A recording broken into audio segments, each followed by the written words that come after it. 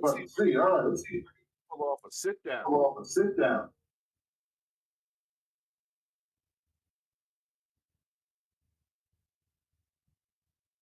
All right. How at the bottom of the screen have I don't like it. I don't like it. I don't like it.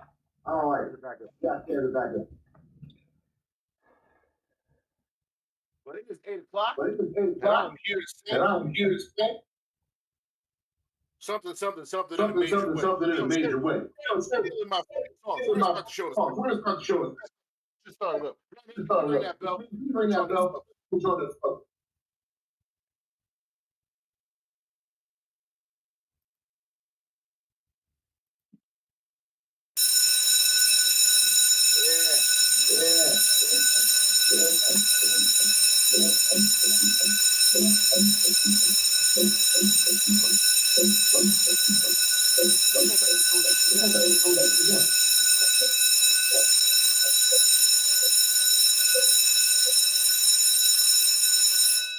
The abnormally long bell never gets old. Never gets old. How the fuck are you all doing? Welcome back to public school, you crazy some of my bitches. It is good to see you. I'm gonna wait a second, let some more people trickle in. Bunch of late for classes, right out here looking crazy like that glue. I'm gonna double chickadee check my my inbox here to make sure no one's trapped and can't get into the Discord. All right. I had a great Stargate conversation with someone today, which I do not get to have often. And I frankly do not care how nerdy that makes me seem. I love Stargate, and I think it's a great show. I think you should all watch it. That way you can enjoy it with your face and feel the rhythmic sensation of a quality program bringing you the bass for your motherfucking face. So good times. My girl be stealing my songs, yo. I make little songs from a boy, and she takes them and she tries to remix them, a la Poof Daddy, which I don't fucking appreciate. And what I want to know, Metaverse, and because you're all very smart people, some of you probably have a lawyer or know a lawyer, or maybe you are a lawyer and you have not told anybody. Can I sue her? What are my options? How actionable is this woman? She's taking my songs, and I believe she's doing a cultural appropriation, which, as per the liberal whites that I've been hanging out with in the metaverse, I believe she is doing a racism. So because she is performing a racism upon me, I believe I should be entitled to some form of compensation for my emotional traumas and distress. She takes my songs and she appropriates the fuck out of them. Let me check the chat, see what the chat's saying. Because the chat's always going to have the answer. Fucking stealing my mojo. Ridiculous. And I won't have it. I won't tolerate it. All right, let's see what's going on in the chat here. Let's move that around. We had a good show. We got Cristiano from Expert Advice, who has the rare distinction of being the first middleman I don't want to shoot at. Which is good. You know, it's good to have different kinds of people. They put things in perspective. All right, there we go. Oh, everyone's clapping. Okay, that makes me happy. My mic's input is cutting out. Wait, you can't hear me? Wait, y'all can't hear me for real? I sound good? Sound fine to me?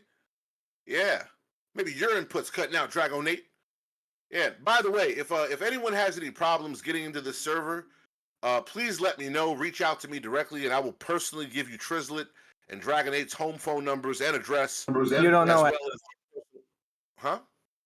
You don't know it, and also your mic was cutting out because of me. Because when I was on stage for the school bell, so it's fine. All the more reason to provide people with your home number and address. Bullshit. I feel like that's an appropriate reason. No way. I've got your addresses. I've had your addresses. I haven't had course to use them, but I've had your addresses. Yeah, you have my real address. Everybody's got Oh yeah, 100%. Yeah, 100%. I don't think so. You might have to show me in the In the DMs or something then instead. Prove it, I can't jump sir. in the DMs, but I have to provide everyone that needs to get access to this show with you and Trizlet's personal home number and address and a list of your fears. I have to, for the people. They're trying to get into this server, sir. Well, what am I supposed to do? Not give them your home number? That seems that seems a bit excessive to not give your phone number. I want you to No, be it closer. seems I want you to be perfectly closer to- reasonable. Yeah, and I just moved, so no one has my address. But I'd be more than happy to provide my previous address. You know, that's fine. I have no problem with that. The Google Maps screenshot of the front door will help. Oh, shit. No. There'll be no. You know what's funny? My house isn't even on Google Maps. The street that I live on isn't on Google Maps. I'm off the grid for real. It's fucking great. I'm loving it. All right, let me double check on this gentleman and see what's going on here. And I'll give him a few more Mississippis. It has been 5 minutes, as we do. But yeah, man, I had a fun week a little bit talking to people. A kind of a conversation we had last night came up, and it's about making way for these middleman art people. They want to have their galleries, and they want. I'm looking in your window right now. No, you're not. Here's why you're not. You're not looking in my window, Trizlet, because my redneck neighbors would not allow that. My neighbors is fucking great. They don't play around. Like, hey, who's that down by the black fella's house? I like him. He's fun. Yeah, 100%. They're quite fond of me already. Yeah. It also helps that I'm 2A as fuck, so they like me. Like, you know something? I like you, Kane. You say crazy things. And that was the first thing he said to me. And I was like, I like you because you're a cop who lives near me, which I can name drop you and get out of tickets. He's like, you can. You can if it's that county, yeah. Now the other county, they don't know me, but yeah, that's right. Fucking love that guy. It's fucking great. Anywho, yeah, man, this is wonderful. Sir Billy, Graf, Elbow, Gareth, BB, Dragon 8's moms, Iggy 8. I don't know how to say IG88. That doesn't sound right. It sounds wrong. I'm gonna just say Iggy 8. And of course, the great and noble Trizlets. Easy and Crypto. Cristiano is finally here. Hooligan. Zudis. Jaguar. By the way, if someone performs a racism upon you, it is your obligation to racist them back. Like, I don't know what world y'all niggas come from. If someone someone performed a racism upon our fine Jaguar earlier, and I refused to let it slide. And I said, Jaguar, you have to stand up for yourself. And he said, oh, no, I don't think I don't. No, it's not my fault if you don't understand geography, Kane. And I said, listen to me. It makes my blood boil. I mean, it's just. Oh, shit. My phone just went off. I thought that was someone responding. I was like, how'd you manage to do that? I said, yo, he said Jagar don't have a toilet. That he poops outside like a mongoose. That's ridiculous. That's some ridiculous, hold on. Look at me. That's some ridiculous shit to say that the nigga shits outside like a squirrel or a bear that poops in the woods with reckless abandon. He doesn't do that. He has a toilet like any other decent. You don't have the. It's a weird thing to flex. Like, you have the technology for cell phones, but you don't have a toilet. Like, that's not even like. That's not even backwards. That's like That's just being irresponsible with your tech advancement. You know. I think mongoose is also a compliment. It makes my blood boil. Is that your ringtone, Kane? Yeah, it should be. Yeah, but you poop it outside like a wildman is something that's best left for special occasions, or if security told you no. You know, because at that point it's their fault. You know, if you're in a parking garage in Washington, D.C. and you're turtling, and the little Ethiopian man's like, no, we do not have the bathroom for that. And you go, are you sure? And you ask him twice, just to make sure. You are then almost obligated to take the biggest pyramid-shaped shit you can right in their parking garage. And I did. And it was lovely. Let me tell you something. I was holding the steering wheel with both hands, with my feet on the running board. My body was in like a greater than position. Right. So I'm fully extended, but my feet are out with the hands. So I'm doing the alligator. So at that point, I don't know what it was. Maybe the positioning, or perhaps what I ate, or a combination of both. I shit a perfect pyramid, which they're not Egyptians, but I feel like they can appreciate. So shouts to them sub-Saharans and not letting me use their toilet because I took a big shit in that parking garage. And they don't own that place. So fuck you. Should have let me use it. Because there's no way y'all niggas is in there all the day long and you have nowhere to pee and poop. You just don't want to share your resources with me. I'm not a colonizer. You should let me have it. But whatever. Point is, I told you, Gar, you should stand up for himself. Stop letting that Chinese nigga talk to you like that. But he did. Pinch off a capstone. I should have. I did shit a perfect pyramid though, and that was one of the 2 times that I did that. I have shit a perfect pyramid 2 times. Actually, that's not true. I shit a perfect pyramid once. I shit a pyramid like a ziggurat. That was the first one. I had not yet perfected pyramid technology. These are the things y'all can't unhear, and this is obviously why I love doing this show. However, Cristiano's here. We're going to get to him in 2 seconds. I just wanted to say that there are people who would like to come to Web3 explicitly for the purpose of money. And there's, again, nothing wrong with that. It's okay to like money. No one's saying that you have to live like some sort of a Captain El Poro and fucking, and poop outside like a wild fucking bandicoot. However, if you're here for money, you should say that. By the way, that Trislet, what you're putting there, the hot, that is not a pyramid. He is pooping an obelisk. Which, yeah. Pooping an obelisk is very different. Yeah, you gotta, if you're gonna poop an obelisk, that's fine, but just understand that no one's gonna give you credit for poop. Most poops are obelisk at least a little bit. Unless you have 0 fiber in your diet and then you're just pooping soup. And honestly, if you are, and I've learned this about some of you computer people, if all your poops are diarrhea, that's bad. Like, if all your shits are liquidy, you should go consult a healthcare practitioner to figure out what's going on in your buttocks. Because there's obviously a problem in your ass chakra. You should get that sorted. All your shits should not be explosion diarrhea. I am, in fact, Dr. Mayfield.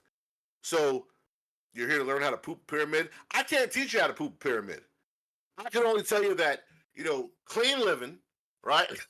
Fucking getting up every day, giving a championship effort will not stop you from pooping a pyramid. So maybe we should all start there. But yeah, there's people who want to come to Web3 just for money, and that's fine. There's nothing wrong with chasing money.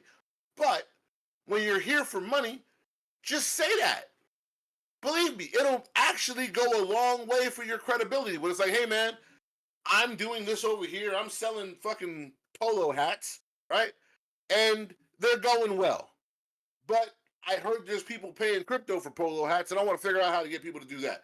That is a way better thing than, I'm just here for the community and the technology. It's a lie. You're here to ring the register, bitch. Just say that. Just come ring the register and be happy about it. Ain't nothing wrong with that.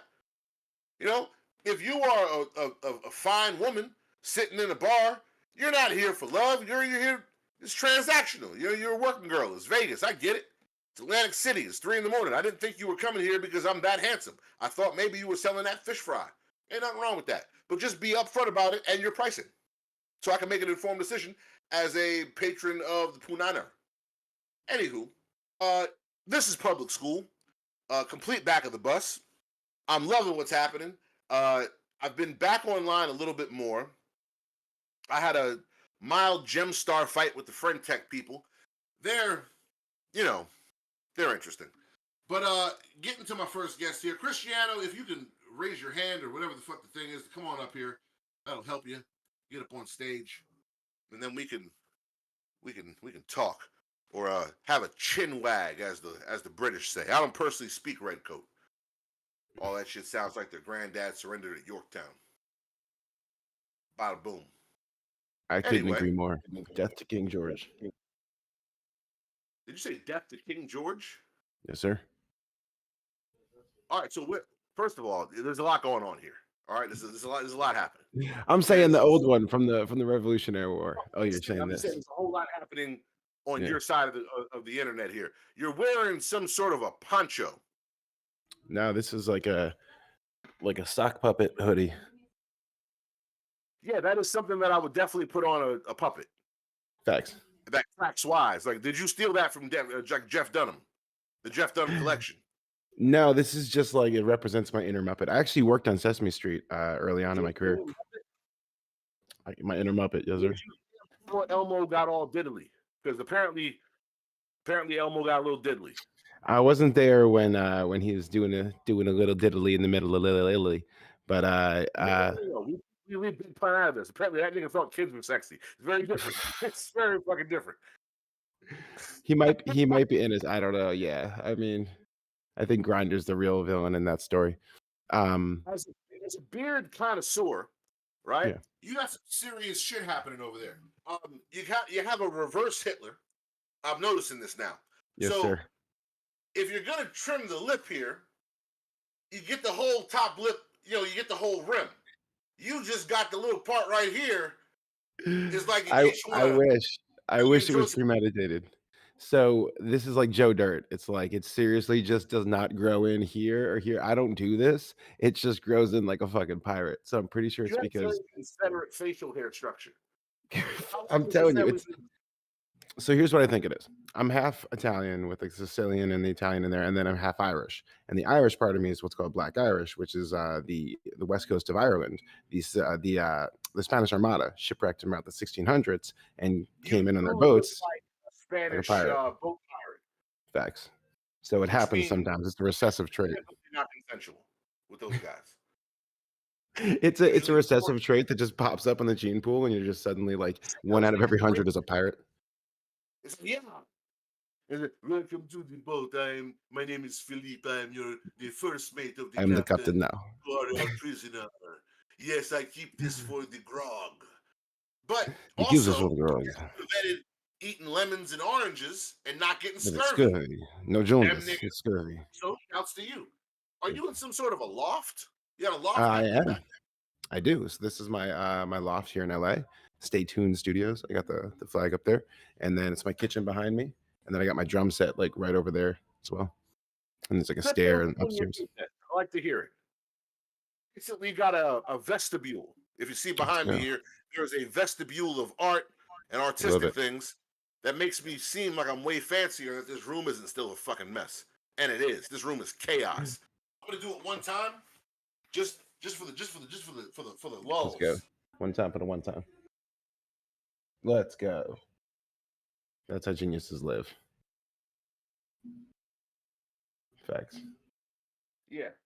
This room is a goddamn fucking. This room is a heap. I mean, y'all don't even want to see the desk that you're on. It's just cluttered. Oh yeah, but you keep it looking like everything's fine within off the camera. frame. Yes, sir. Yes, sir. This whole area is clean. Think of that. So, for people who don't know you, because on this side it's probably a little bit different. You've been in the space for a little bit. I know I ran into you when you guys were doing the expert advice, and Yes, sir. it was interesting because at that point, Twitter Space Show was still people were still figuring out what that meant. I was still on Clubhouse because I couldn't figure out how to do music there, and I won't be somewhere where I can't play music except for here. How did you get started? How long you been in the space? Traditional fucking Q&A first question shit. Sure. I got started. I guess I've been in the space like of the creator economy since I got out of film school in 2008. And then I got right into shooting music videos. I was busking in the subway and everything, like just like I'm busking now digitally. So I'm making ends meet. And then I actually got put on to Hype Williams' whole team. So Hype Williams, cinematographer, his AD, his like some of his directors and stuff. basically took me on as like their young buck in their production crew, and I was just Johnny on the spot for them, did everything I could, and so from there I kind of crafted my skills, and then started making commercials and music videos and stuff, and selling them to brands, like doing like online video contests, making money that way. Built my business that way, and basically ran my own ad agency just to give myself business as a director. And so like from there, created a YouTube channel that where brands were paying me to do like parody songs and stuff like that, and they were blowing up and getting like 20 million, 30 million views, and their apps were blowing up, their products were blowing up. So I was kind of like using my musical skills, but kind of like for evil, you know what I mean? And so it was like once I finally had some hits on YouTube, I was like, oh, this is like a thing. I should like dig into like how to understand this whole algorithm. And so we started getting better at YouTube. And then when Vine came about, I basically was like, this is the thing for me. So I just dug into Vine. And then I was in LA, I had my studio, and I opened it up to all these Viners, like Andy Warhol style, and just started letting them all hang out and made friends with all these people. Yeah. This man's telling a life story. You people are talking about how to kill bacteria with silver in the fucking chat. You guys are vulgarity. But yeah, that's kind of where I got into like Web3, because like that's where I started in the creator economy whole thing. And my whole thing was I got these advertising, you know, all these brands and stuff to give money to the creators. And so that's what I like to do. I like to like come into a place where there's not money and find ways where we can actually make money. And typically like the places where there's not money is like the arts, like, you know what I mean? Like I'm an artist. I come in and I look at like the music scene and I'm like, oh, well, I can't live as a musician here, so I'm just going to ignore it. And I did that for so long.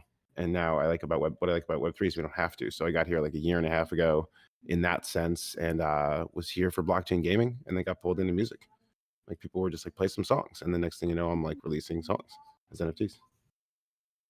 Well, so the creator economy, which got here, and I think that, well, one, I don't think people understand how exactly how much fucking work that is, and it's awful for me. Like me personally, it's hell. Yeah. I could not think of a fate worse than me fucking having to Like, do all comment, that. and subscribe, guys. Every day, it's every day on here. It's the YouTube voice. The first thing I said to people was, "Hey, man, you probably shouldn't do that." Oh yeah, whatever, Kane. What do you know? No, motherfucker. You. Here's the differences in Web3, right? It's the differences of going to an office versus working from home. Thanks. Going to an office has its downside. I got to put on a suit.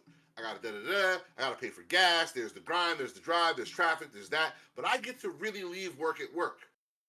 Here, I find myself doing way more fucking hours. Yep. You And can't leave work if it's your mobile phone. Huh? It's if it works on your mobile phone, you can't leave work. Your job is to be on your phone and be checking social media and like updating and responding and being in real time, you know? That's why No I way. refuse to do any of the shit on my phone. I do all of it from my desktop. So I can leave this That's desktop wherever it's at and go to another room where people can't find me. That's smart. Unless they have my phone number, like that dude just called. But Yeah. the digital busking part is what I think a lot of artists are up against now. When I first had a conversation with you about this, it went into, you know, what your dream to see is. And you want to help creators. Yeah. I think creators should be tasked with the responsibility of helping themselves. I agree with that as well. In Web3, a lot of creators will not be able to accomplish that task. They will be fucked because either the people they're around don't know, the people they're around won't share, or the people that they're around are not connected to the shit they need to be connected to in order for that to be a viable reality for them. I'm fortunate. I have the cryptocurrency blockchain version of white people problems. I have great people around me. They're all super smart. Everybody's fucking helpful. You know, it's a different world.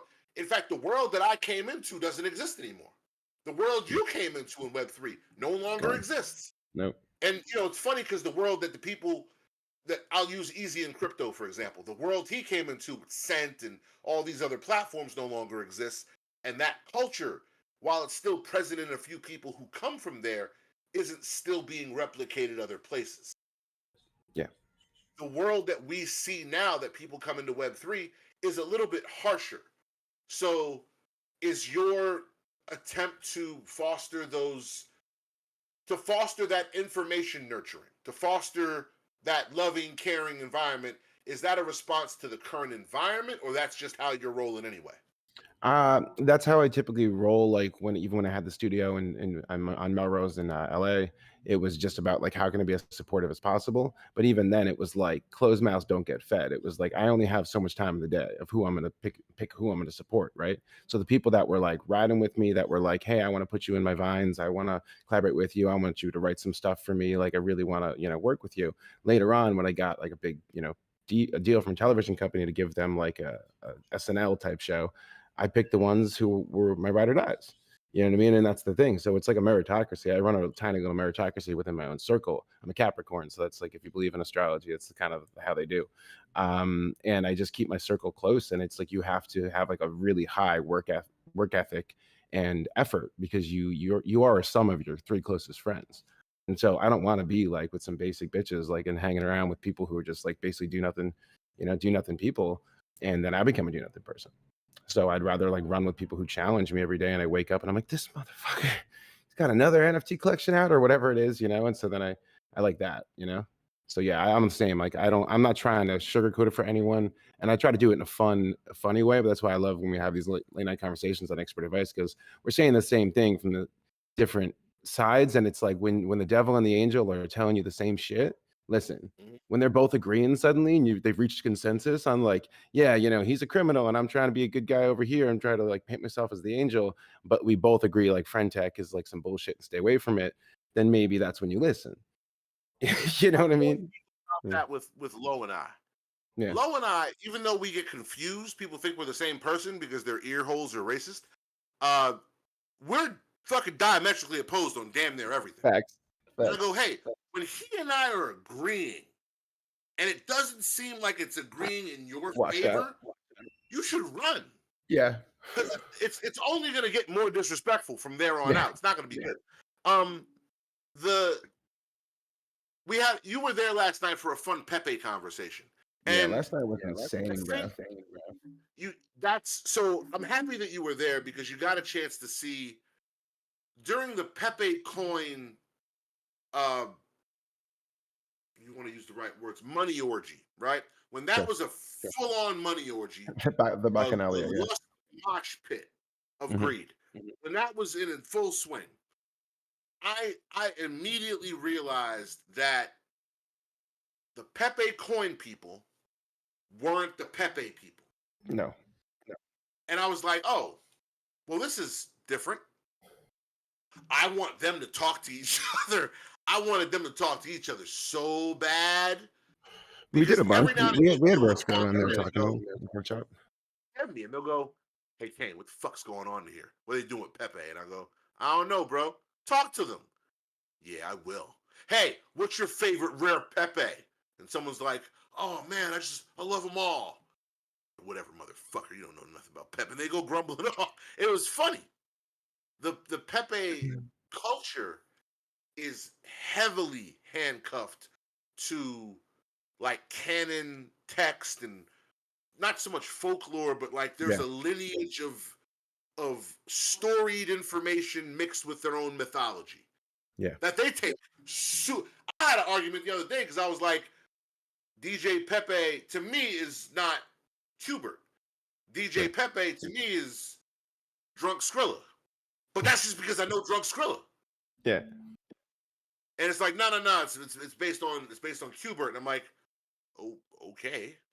But that's the thing. There's like the rare Pepes have their connection to it, right? And then even the 4chan community, like I was part of the 4chan community that was rocking Pepe, and Pepe meant something else there. And Pepe was like basically like a harbinger or a sign of a chaos magic of like good luck, and you put him on a meme and suddenly like the number of the post would be like 7777. You'd be like, what the fuck? And you do it again and it'd be like 2244, and you'd be like, what the fuck? So it was that he was like a generator of good luck. And so he was almost like the cat with the paw. He was very nascent, like, you know what I mean? Like, and I think because of that, I like the documentary, they break it down really well, like about how, because he was so universally adaptable, like you can mutate into anything, right? And I really liked when he was dropping, I think that was Rare Skrilla last night, dropping the knowledge bomb on him, being like, CNN had to make the racist Pepes to put on TV. So it was like, if there's anyone that should be on the, on the ADL list, it should be like CNN. So just for those who weren't there for the conversation, Yeah. when CNN went and did the whole Pepe is a hate speecher or whatever Yeah. the thing was, right? They Hit needed job. Pepe art to be racist, to be like, this is racist. But their lawyers told them that they shouldn't show the actual Pepe art because you might open yourself up for, you're actionable. Someone might sue you for putting their shit up there without permission. So they had to commission artists to make their own racist Pepe derivative, which is fucking hilarious. That's the super duper rare Pepes. Yeah, that's the rarest CNN Pepe. Pepes. Yeah, facts. Imagine being that artist. It's like, You think you think he's a rare Pepe artist now? no. I'm just saying, like, imagine He might be. BB in the chat says, imagine being that artist. Yeah. Where it's like, hey, can you make the swastika a little bit bigger, maybe like neon? It's like, oh yeah, okay, bigger. You got Wolf Blitzer over your shoulder.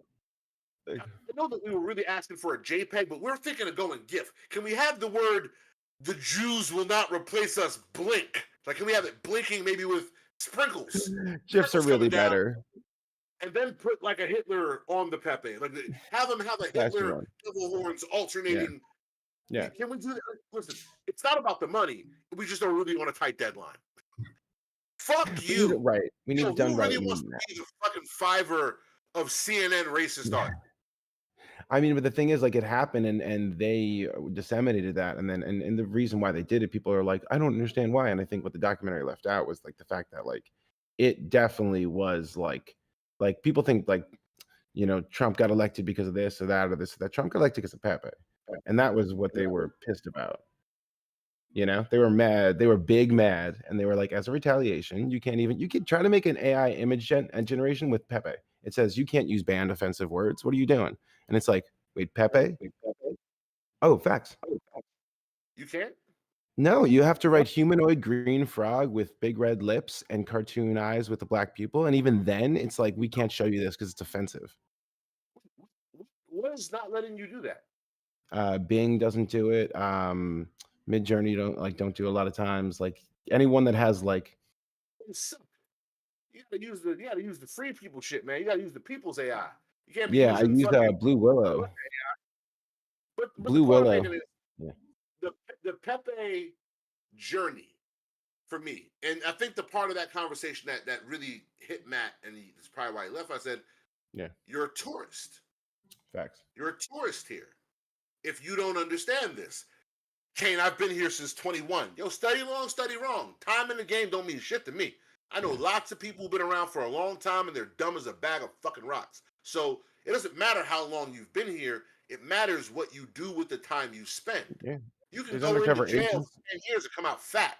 Yeah, there's undercover agents that are, Now, if you pump iron and you're doing a bunch of burpees with garbage bags full of water, you're gonna come out a whole different guy. But if you go in fat and don't work on yourself, you're gonna come out fat. You come into Web3 lazy and ignorant, you can come out lazy and ignorant. Just being here doesn't change a goddamn thing. But I don't want to harp too much on that because I understand there's one of the different schools of thought, but most importantly, there's other parts about what you do that I think is important. Sure. You are currently, you sit at a table full of people who want to make people laugh, but you take care of them. Yeah. Explain that. I think it just comes naturally from the Italian, being raised in Italian culture. Both, like, all my grandparents were born, in the old world and everything. And my grandpa fought in World War II and made it through Normandy and everything and survived. And then, like, had my dad and raised him like a military parent. My dad was my football coach, so I was raised with kind of that military parent. But then on Sundays and on holidays, it was like totally different person. He was like the sweetest person, inviting everyone in the neighborhood to come hang out. You know what I mean? And it was that kind of familial thing. World War II. My granddad did, yeah. How far back? Because then the other half of you is an African Irishman. So yeah, how far back? The other half of me is Sicilian as well. Yeah, very Confederate facial here. So I want to make sure. Do you go back to the Civil War in this country? No. He got here in the 1904 or something like that, 1905. It's good stuff. That's when it came in Louisiana. Yes, sir. Did you know that the Italians... He came to Ellis Island to New York, yeah. You came to Ellis Island? Yeah, Ellis Island to the Bronx. Yeah, Ridiculous. yeah. Running around let's skiing them. Listen, do you not get mad at your grandpa sometimes because you could have started a family? Yeah. Plenty of opportunity out there. You could have been out there with an old fucking Who Framed Roger Rabbit revolver, fucking catching wreck and running some moonshine. We could be in a very different position right now. Facts. Why No, they didn't were you doing have that the- too. Bro, they were all running shine. I found out from my great aunt, she was 99, and I interviewed her before she passed, and I was like, give me all the stories. Like, I need the fucking juice. And she was like, yeah, we were all running shine. I was like, you were running moonshine? She was like, yeah. And she said that basically the Italians would run the shine because we could grease our hair back and then we could pass for white people. Because running shine was like a federal offense, like you were going to jail for a long time, so they couldn't have like the blacks or the Hispanics or anything like that do that, right? So the Italians were the only like people in the hood that they could go to and be like, hey, you look white if you slicked your hair back, get in there. And the funny thing is later on, the Italians kept slicking their hair back and everyone else stopped, right? But the Italians, like, we kept doing it because, it makes your curly ass hair super straight. And that became our thing, became like greasers. It was like, hey, oh, and like the slick back thing, like, kind of stayed. And, but yeah, my family was running shine, man, like up from upstate New York down and making bank. As we speak in Staten Island, there is a guy with an extra tight wife beater with a very small gold chain, almost a choker. Yeah. And his girlfriend is way younger than she should be. And he is slicking his hair back. Yes, still. Respect to him and your granddad. Right? Yo, fucking so like a little history. So what is the expert opinions? Expert advice. What is expert advice? So expert advice is a satirical title for a radio show, basically. And so the idea was, let's name it expert advice, and then people will come in looking for expert advice, and then we can grab them and shake them and be like, what are you doing, you fool? Like, you don't need expert advice. What you need is beginner's advice. Because an expert's going to tell you some shit on like, oh, just use the PCP layer, and you're not going to understand. And so it's basically just like telling you nothing. It's being like, you're on your own, right? So you need beginner's advice. And so, and bringing people to a beginner's mind, a lot of people coming in with an ego and just taking the martial arts attitude of like, and the Zen school of thought attitude of having a beginner's mind. And sometimes it's like you have to make fun of people and tease them. That's what I like about what you do. You tease people and get them to stop, realize maybe they don't know everything. And then they're kind of humbled a little bit. And it's like, all right, now let me just explain some stuff to you. Now, like, the jokes are done. Now I'll be nice. Where I realized a lot of that stuff most people don't know, which is here. Yeah. I learned what Web3 is here. This right here in this Discord. This is where I learned it. So the expertness of the advice is less to me about the complexity of your question and more about the intent of the person asking and the person answering. If the person asking is looking for a level 3 solution to a level 1 problem, they're fucked. If the person answering, and this happens more times than not, the person answering is giving a level 3 solution to a level 1 problem, everyone's fucked. Yeah. The person isn't getting the answer, and whoever's listening is getting confused. Exactly. And that's why when I talk to people about Web3 or NFTs, and I've noticed this about you as well, it's not just keep it simple, because that's a marketing thing. That's something salespeople use when they don't respect the person they're talking to. Exactly. Keep it simple. The person's an idiot. Excess words are going to confuse them and stop this from being a sale. They're going to go, oh, homeowner, I got to think about this. Because they don't have to think about it. They're just too proud to say, I don't get what's going on and I'm scared. Yeah. Like, I don't understand those words. I don't use the word fungible. Yeah. It sounds like a fungus is fuckable. It's a dumb word. Right. Why would you say that to a person who doesn't know what it means? And you do know what it means. See, technically speaking, your dollars are explaining a word that doesn't have a bearing on their why never gets anyone anywhere. And I've noticed that you keep it, even though you don't phrase it this way, the conversations always seem to center around the person's why. Yeah. What's your why? That's a great question. My why is I had, success in my 20s, and I had a chance to have, received like internet fame and everything like that. And I started being called a Vine rapper and things like that. And I said, you know what, I'm going to dip out. I deleted my accounts. I grew my hair and went off into the woods and started woodshedding, what they call woodshedding in jazz, where you go out into the woodshed and just play your saxophone for 5 years and become the best saxophonist you can, and you come back on the scene. I did that on many levels. I read a bunch of books. I just became the best version of myself I could, because I saw a glimpse of that people could like me and appreciate me as a creator and as a speaker, a public speaker. And so it was this thing where, out of respect for people, I kind of took a step back and said, let me really make sure I am a person of substance, so that when, not if, I get another opportunity to be in the spotlight, I can actually like bring some people to some actual information. And part of that is staying a beginner's mind all the time. So my why is to it's 4 parts. It's like educate, inform, entertain, and inspire.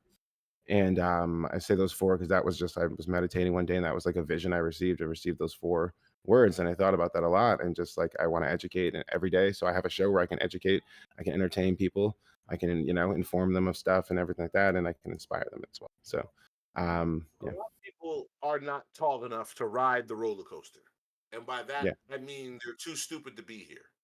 100%. There's an absolute element of obscene inclusion that is an inclusion to a fault, to where this party can never happen because it's too inclusive. Yeah. We have to stop every 5 minutes because, well, hey, just so you know, if I don't know if you watch 30 Rock. Remember 30 Rock? It's on in the background upstairs right now. Liz was trying to be cool and with the crew. And she's like, yeah, I'm cool, Liz. And she's like, what about the pizza? Oh, yeah. What about my grandfather's watch? Yeah, you're going to end up giving away your grandfather's watch because you can't please everyone, because obviously with tech, with this, with effort, and all the other elements that are required, everyone can't fucking play. No, not everyone's going to make it. So, but you, and if I'm misjudging you, I'll take the L for the the correction. But you seem to have the basket of including people. You seem inclusive. I give people an opportunity.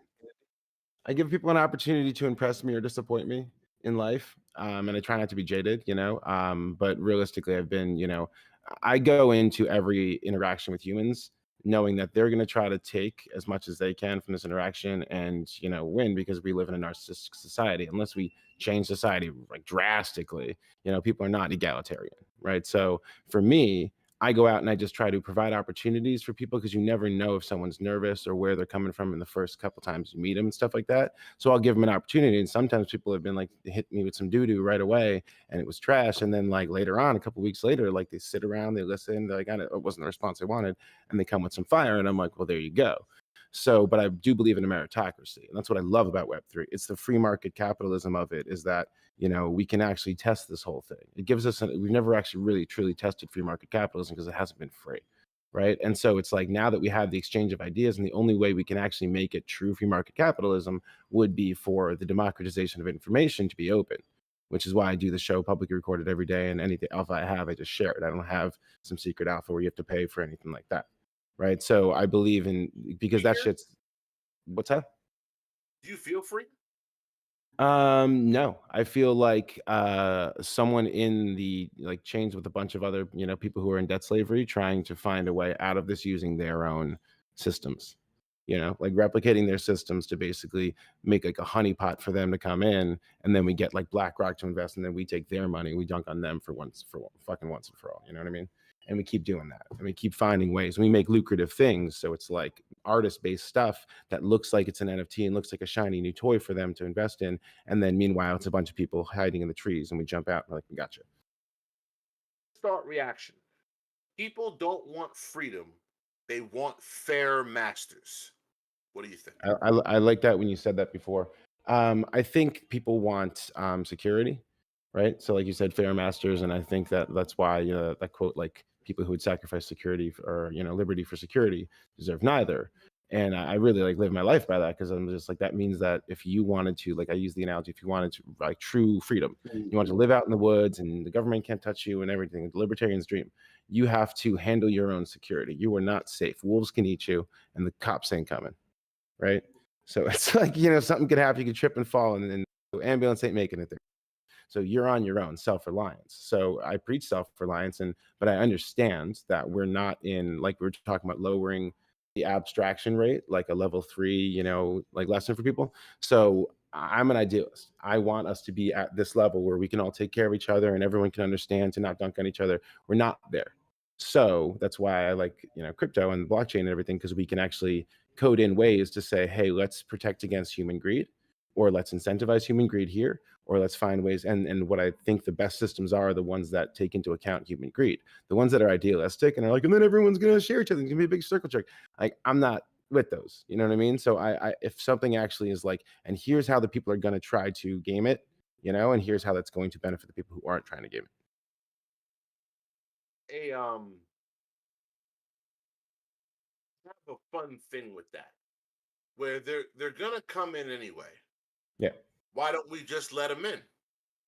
And this is a sentiment that I've went to great lengths to convince them, sway them since my first day here.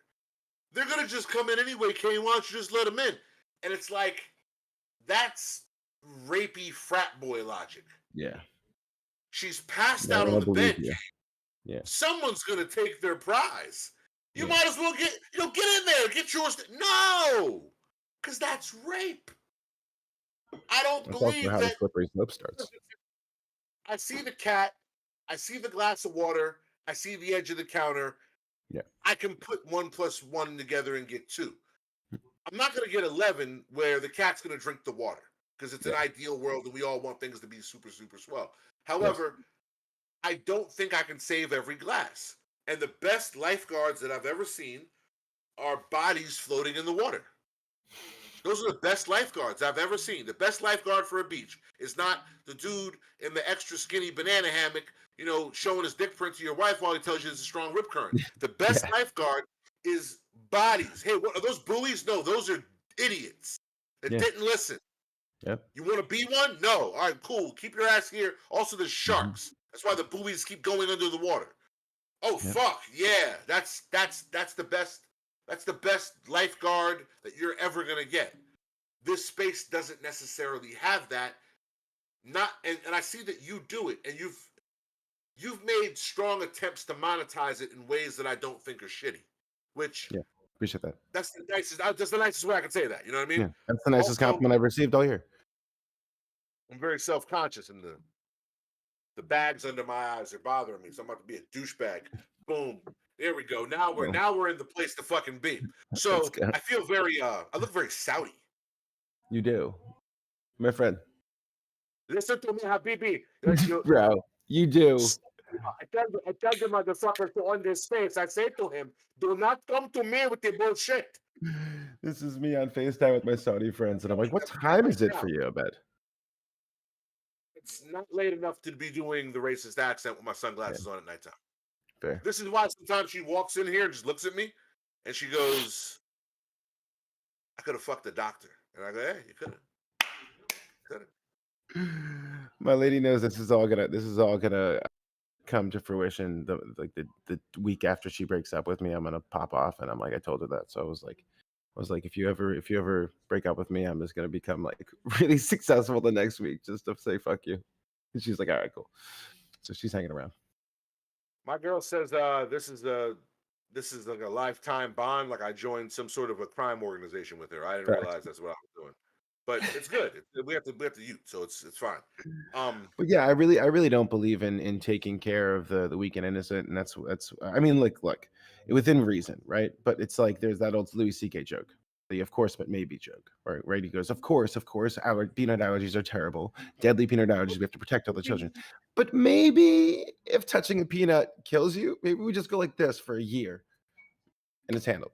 You know what I mean? Like, and so like stuff like that is funny because it's it's obviously sardonic and dark, but it's also like, why do we as a species, right, now like double back for the weak and less fortunate and things like that?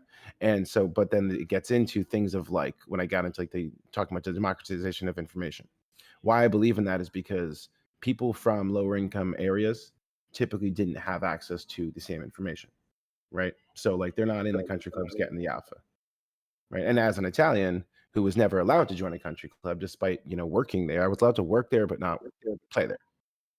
right? And so that was the only way I could get into the country club was by like washing the carts, you know what I mean, or like offering to like go drive the ball cart, things like that.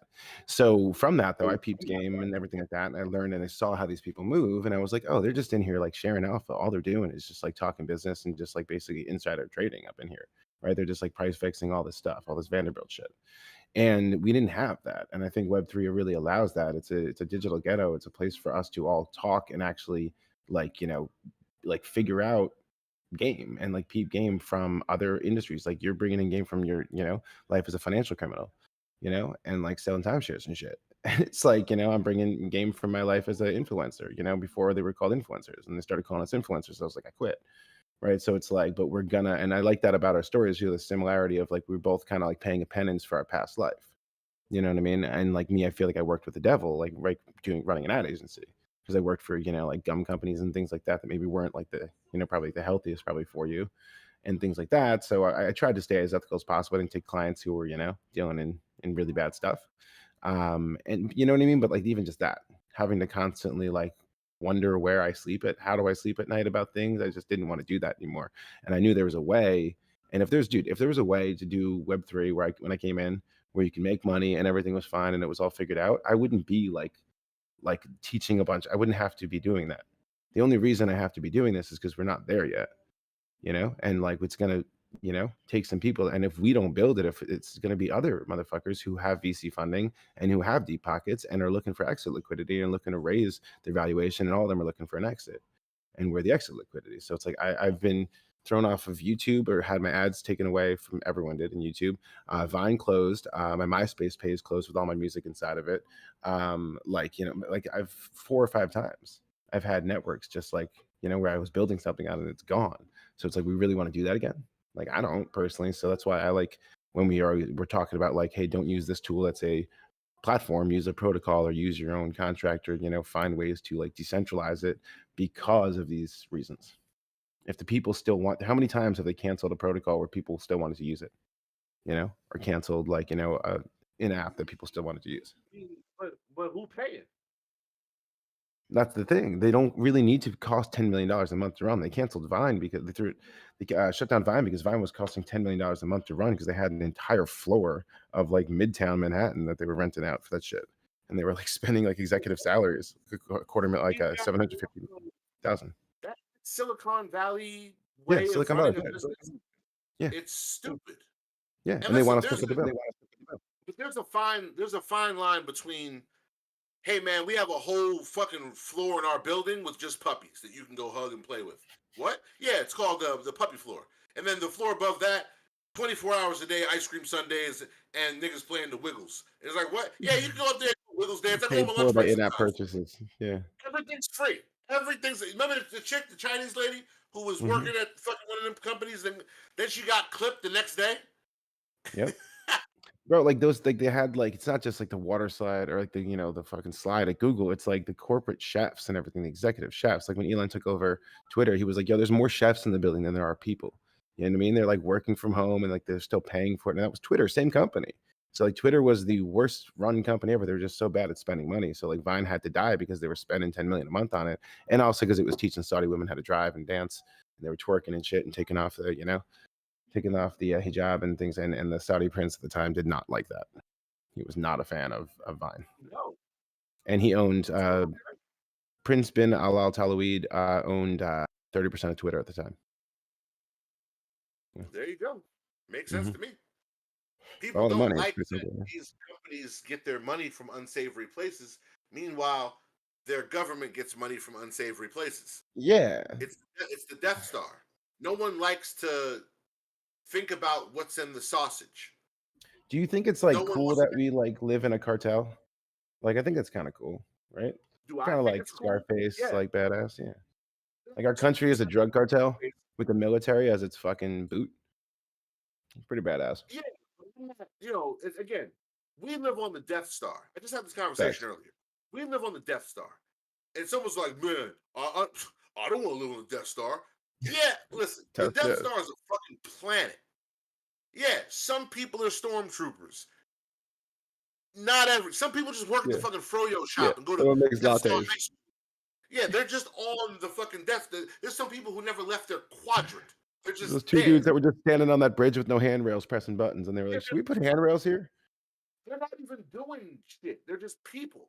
And Yeah. like, it's like, whoa, oh man, I mean, Darth Vader was gonna choke me. And I'm like, yeah, it's like saying Joe Biden's gonna titty fuck you. Like, it's not. What are the Yeah. odds? Corn pop. What are the odds of Joe Biden just popping up to titty fuck you on a random thing? He's not coming to where you are. This is the Death Star. So because we're on the Death Star, we have all this abundance. Yeah, I like being able to go to the froyo shop and put on a nice pair of blue jeans and have cold drink. Yeah. So no, I would not trade this for a place with no cold drink. Even though in the next couple of years, funny enough, I'll be trading America for a place that probably doesn't have going back to vast Mexico. abundance of cold drink. No. We're going somewhere else.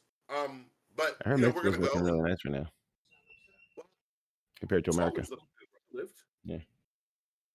Mexico looks bad if you try to watch it through the lens of the news. Mexico looks wonderful when you think about the fact that there's no litter. Facts. There's no crime. Now, I'm only talking about Cabo. I'm only talking about Cabo, and really, I'm only talking about the San Jose part of Cabo. Yeah. Because actually, Cabo San Lucas is gross. I would never. Ugh. But up where I lived, there's no litter. There's no crime. Unless you want to open your own heroin emporium, or you're opening your own, cocaine distribution center, Small business, like a hub. Yeah, there's no room for your entrepreneurial drug pushing. But other than that, you're fucking good. Somebody might overcharge you for a cruise activity, but the Death Star Pro Max is that. Well, the Death Star, with the Death Star analogy, do you remember the Clerks bit where they were like, do the independent contractors and the Death Star deserve to die, right, when they blew it up, right? Like, there's people who were like essentially just like, and he gives the example of like, he had, he's like, my uncle, and he decided not to pick a job because he was a mob boss. He was doing a roof job for the mob boss and he didn't pick it, and the guy on the job got shot, and he's like, because of personal preference, he didn't pick the job. So he was like, everyone on the Death Star deserves to die. And people are like, oh, if you're complicit with America. And so in that analogy, like, do the people on the Death Star deserve to blow up with, like, are Americans, do they deserve the blowback from America, from the CIA's foreign policy? No. Yeah. While I'm on the Death Star, no, because the level of my selfishness is measured in terms of shit that directly impacts me. Once I get off, oh yeah, 100%. Yeah, like, let them. Yes, they deserve to die, and I hope they burn in hell. Honestly, it's a long time coming. Once I'm off, but while once I'm on, once you're gone, stow that shit. Yeah, stow it. That's going to be like the people up in Elysium watching the fucking earth, burn, and they're just like, good riddance. We'll go back when it's nice again. Watching shows like 100. Yeah. And I compare a lot of that stuff to Web3 because it is very tribal. Speaking of which, you have an NFT project. How is it going? I do. So I have my music NFTs, my Genesis collection and my Pepe Anthem, but now I also have an e-scriptions project called Pepe Punks. And that's going very well. So we're doing the first 120 customs, just like I'm doing them by hand. I've made a type form document where I've put all the traits in there, and people can go through and actually select which traits are right, like other. And it's actually been really cool. So like, I just get an order form on my side with the person's name and what they want. And because I know everyone that I've invited, to get one or that watches my show, I know them all personally. I've met them in person, or I've hung out with them a lot in spaces. It's really cool designing them because I'm designing them with them in mind. You know what I mean? And it's like their forever PFP. So the idea was give them their forever PFP, and then when we go public with the 300, we're going to do 3 rounds of 100 with like rising prices each time. People will just be free to buy and sell and just do their whole thing. And so that's what I mean, like systems that allow for human greed, right? It's like here, but also understand the collectors that are like, I want to hold this forever. So you give them the chance to get in. We've been doing it for about a month and a half now, and people can come in and get a custom, and there's still spots available. And then it's like, you have your custom, hold on to that, and then go nuts, sell the other ones, And I think it's like a very fair way to do it. And they're e-scriptions right now, so they're forever on the blockchain, which I really like, because they're written to the call data, they can't be taken down. They'd have to, take down all the Ethereum nodes. And now there's one in space. Like there's the one in the ISS space station. So it's like the art is technically there. The art technically is in space too, which is really cool to say, at least at parties. to be like my art's in space. But what's really cool is that because they're inscriptions and it's now you have this, URL that's an inscription instead of IPFS, right? You can make an NFT. You can still go the next step and make an NFT and have it point to that, that inscription. So that's what I'm going to do still. And then that NFT will give you token gate access to all the things that are token gated and things like that. And it's kind of bridging the technology. And the inscriptions team, they're cool with me doing it. But some of the inscriptions maxis are like, why would you do that? Fuck NFTs. They're dead. We're over here. And I'm like, listen, man, like I'm talking about before, like lowering the gradient. Like, listen, you're up here and you're like, give me your hand. And they're like 30 feet down. Then they can't reach your hand, bro. It's not like, you're like, oh, they're being stuck up. It's like, they don't get it. It's like, not they don't get it, man. You're at psych 701 instead of 101, right? You're in your master's degree. You're giving expert advice. They need beginner's advice. So trying to like bridge those. It's a little marketing too. Little marketing, little marketish, Yeah. The inscriptions, inscribing, ETH-scriptions, bit-scriptions, the fucking ordinal people, it's all like there's a heavy marketing spin on that. And that's why I say like color coin would be on the moon. Not, but it would be if this was only about that. Also, I just don't believe that people weren't using people who were using Amazon 5 minutes ago were all of a sudden super duper frothed up in the loins over where their metadata is stored. Speaking of PFP though, I saw the outcome of your poll. Pause. Which wasn't that interesting? Shit was blowing in my mind. It's still going for like 6 days, but so that's we can ask the chat. PFP. Yeah, I'm not even going to say, what does PFP mean to you? When someone says PFP, what do those letters stand for? Feel free to drop that in the chat. Yeah. And I agree with you. I won't say the two ones, but that the one that you were saying is more the colloquial usage of it, right? But like the etymology, I'm just interested in like, I'm like a social anthropologist, so I'm interested in public etymology. And if you trace it back, that is where the initials do come from. But then people, and I've always made the joke on it because I'm like profile picture. It's like when people say like GIF instead of GIF, even though the creator of GIFs on his deathbed was like, they're called GIFs, and then he died. So like he wanted the world to know. And so it's like, I feel like it's my job to like tell the world like, yo, you're right to say GIF if you want to. I understand it makes more sense, graphic interface file, but like, or graphic image file, but like he did want it to be GIF. So you know what I mean? So it's things like that where it's like I just hit you with the actually. I was just honestly trying to get Matt to shut the fuck up. It really is profile picture though. I swear to God it is. It's definitely that's how most people use it, yeah. But like the original, if you do like where did it come from and everything, like one of the earliest usages was picture for proof.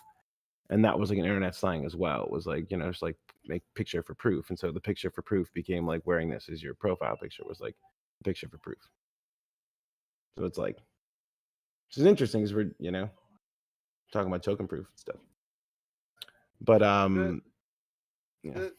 so just to say the inscribing part of the art is fun, and I might do something with that. Yeah. I feel like that's the punk rock part of it. Scene has been a capitulating back and forth from what seems like 20% of the people trying to keep it the way they found it or in better condition, and the other 80% looking to sell this to record labels. Yeah. What are your thoughts on that, and why do you think that is? I think that's the 80-20 rule just playing itself out. You know what I mean? Like where 20% of the people are going to do, 80% of the work, 20% of the products are going to be sell 80%, So like 20% of the artists on Web3, right, are going to be the ones who sell, who are making 80% of the money. And that's just how it's going to be because that's like a phi spiral. Like that's like the golden ratio. That's how nature breaks down. And so fighting against that, I think is tough. I've always just been focused on like, how do I just stay in that top 20%? And as that keeps rising, and more people, it'll be easier and harder to get in the top 20% and everything like that. But I think that there's people that here's where I get at. I think musicians, before we got commoditized and before we got put to these record labels and these record labels was created, musicians were like royalty. We were living in like mansions, like ridiculous like villas and stuff like that. If you were a composer, you know what I mean? And like they would have sold out giant or like arena shows, rock stars back then, right? Like just going dun dun dun dun. And so those they're never like going to let that happen again. Like think John Lennon. Like John Lennon almost ended the war from his bed, right? They tried to deport him like 8 times. Like they don't like that we have the power and the ability to communicate with this powerful thing called music, and we're dangerous, scary. So it's important that we're harnessed and we're corralled like animals.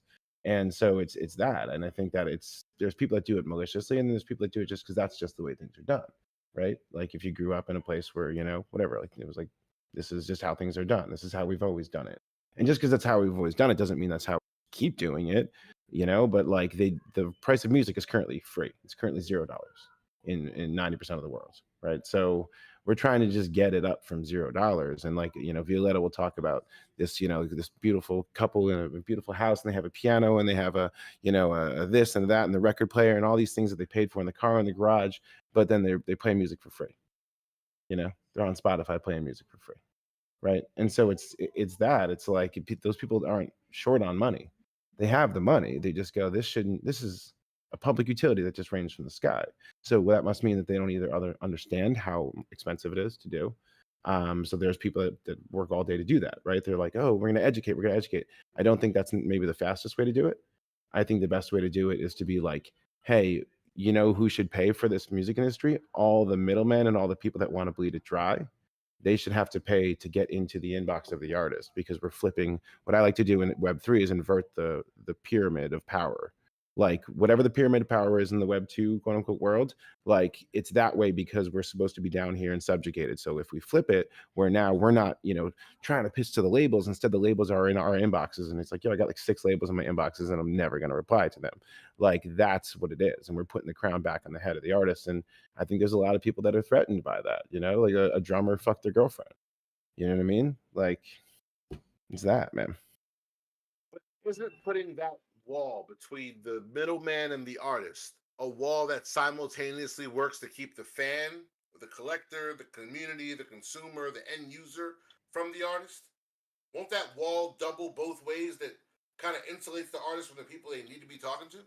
Yeah, I don't think I really believe in putting the artists, putting the fans in with like your investors, right? The people that want to like pay to get close to you, right? Like the middlemen people, right?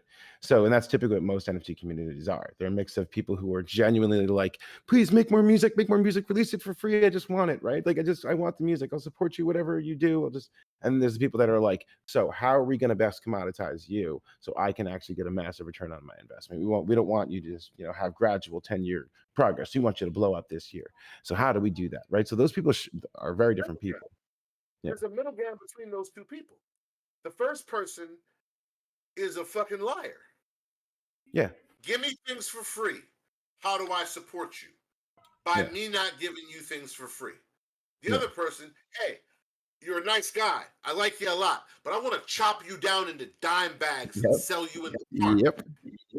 There's got to be a middle ground between turning me into an ounce of coke or turning me into a martyr who dies for the fucking digital pleasure of people who would literally drive past me in the rain. Well, I think there's two, what I'm saying is like there's 2 audiences, right? That you can sell to. And you can sell to your actual fans, and you can do stuff cheaper that's more price affordable, and they just want to collect it and hold it, and maybe it goes up in value. And they're doing it like the signifier to like, this is my fan support, like the Patreon level. And then you can do it like, hey, that's a $5 NFT, and then there's a $2,000 NFT. And that lets you get into my, let's monetize Cristiano club. Okay. And we'll just do a Discord call every month or every week or whatever, and we'll do, we'll treat you like investors, and we'll do quarterly calls and all that stuff, because most of the people who are going to buy that regular $5 one are like, I'm good, and I think that's why Sound released that tiers thing. I think that their data shows that too, and shows that that's probably one of like the best ways to differentiate between those people. They have the people who get the one that has no music, that has nothing, and they have the people who buy the NFT that has the music. At some point, I'm going to have one of those little motherfuckers on here, and I'm going to have to not hit them. So I'll get it out of my system right now, because I don't think you have nothing on there just yet. No, why I have nothing on there. Why shouldn't I hate them? It's a hard case for me to make. I mean, I think if I'm playing like the opposite, like I guess devil's advocate for them, I would say they're making it easier for artists to put each other in playlists, and good for the, I guess, the collectors to get spotlit. But I don't like how those streams that are getting played. If Emanate's already figured that out, why don't you have the ability to get streams, right? And so I'm been very public with them. I signed up to test it out. I haven't posted anything or made anything on there, but I've tweeted at them a bunch of times about it. We've talked about it, and I've been like, as soon as you have an answer for where do those royalties go on those streams, then we can start talking. Because imagine if Emanate did, the people have been waiting for Emanate to do that forever, right? To put NFTs and add that functionality, and so it's like they would have them beaten. Emanate's had it since I mean, not 21. sorry. I mean, Audius. Sorry.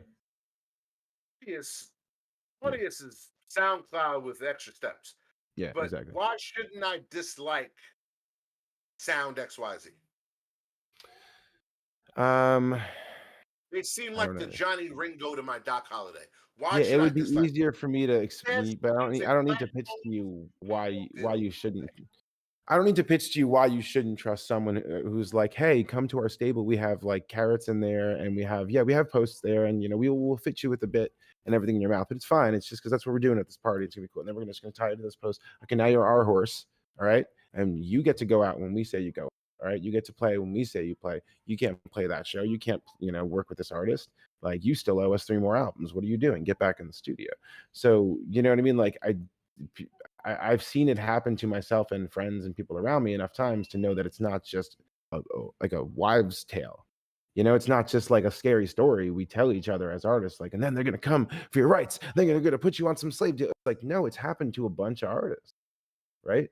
And so it's like it's this thing that it's hard for me to even like play like the devil's advocate for them, because I'm not convinced that anyone should, that we should. Isn't that the opposite of Web3? What are we doing then? If we're all going to the same place to be like, hey, we'll have discovery, it's like, all right, well, then that's going to mean that people are going to stop going on spaces too. That's going to mean that people are going to stop like interacting with each other and having those in-between interactions, right? Like when Steve Jobs designed Pixar, he put like the bathrooms and the food courts and everything in the middle.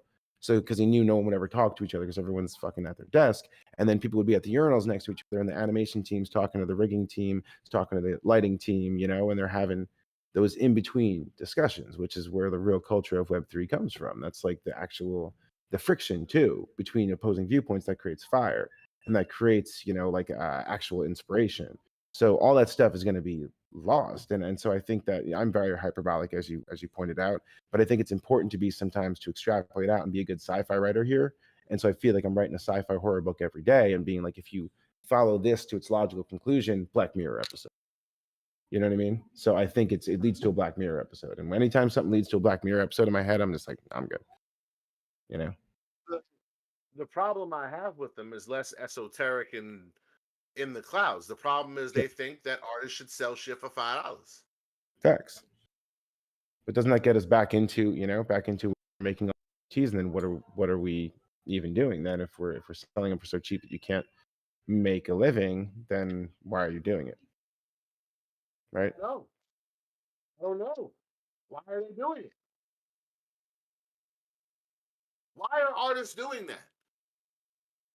I think that their that sound is banking off the fact that people hate dev work that much. That's how much they hate dev work. They're like I said, security versus freedom. I can't do dev work. There's a printer. Can't see it. It's right over there. No clue how to set that thing up. I tried twice. Gave up. I think that they think that. What's up? I don't do dev work. But like, let's say you paid Geek Squad like a monthly thing, and it was like they're gonna show up anytime you call, and then every time you your car, whatever, and they never show up, and they still charge you every month, right? It's like eventually you'd be like, Sure. What's that? I'll leave that here. Well, I'm saying it feels like that. Like, what if they don't ever give you the extra eyeballs that you think you're gonna get, right, from the discovery of being there next to the other artists? Extra eyeballs. Very few people collecting on sound like that. Yeah, and that's like not randomly. That's not based on anything other than I can see it. Also, let's not pretend that motherfuckers don't use ghost wallets over there. Mm-hmm. Because I can go to some of these big drops they have, look into those wallets and see that they've got nothing. Nothing. Yeah. No action, no nothing, no crypto moving. Those are not active wallets. That's a Exactly. ghost. Exactly. So the real question is, where'd the money come from? And then, if you want to play Super Sleuth and get your CoffeeZilla on, you can find some very common threads in some of these. It's not difficult. The same thing with some of these very successful drops where I go, come on, man, that ain't real. Yeah. That's not real. And listen, I don't care. Certain shit just ain't real. That's okay. You know what? Wesley Snipes is not a drug dealing vampire. I'm okay with that. No. But I'm not going to treat him like one. Yeah. I'm not going to try to buy work and then fear if he hasn't taken his blade medicine. It's not real. Fuck out of here.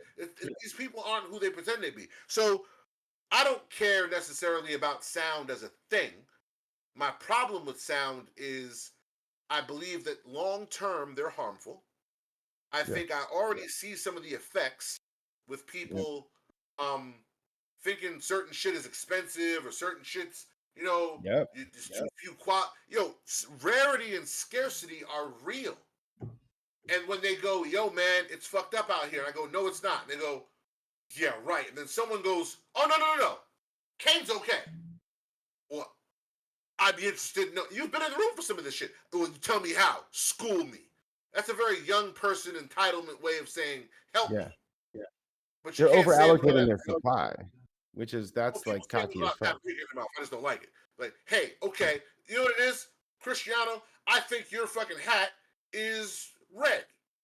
Yeah. And you're gonna say, no, okay, I think you're wearing sunglasses at nighttime because you're a dickhead. My hat's definitely blue. And, no, it's red. And I know because I spent a lot of time studying color. And you're like, no, my hat's. Oh yeah. Someone goes, hey Kane, his hat really isn't red.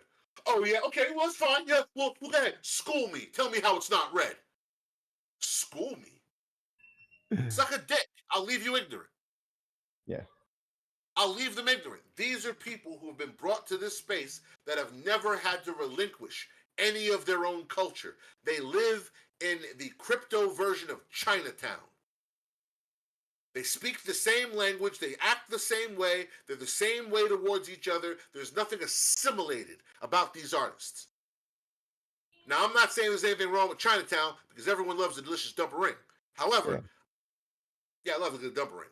My doctors live in Chinatown. So that's the medicine people go to. Yeah. This ain't fucking Chinatown. Yeah. So where's the benefit of a bunch of people being how they've always been unsuccessfully here? Well, that's the thing, man. Like if people wanted to be here, like my other IRL friends are people from Vine that are now TikTok famous and YouTube famous and Instagram famous, and they have more money than know what to do with. They have mansions, they have fucking Ferraris, all this shit, right? And they don't need to be here. I talk to them about crypto every time. They're like, Cristiano's like, never fucking tell us about crypto again. They're like, we're not interested in your cum rocket, bro. We're good, right? Because they left at cum rocket. That was the last time that they was in here. They're like, we're good.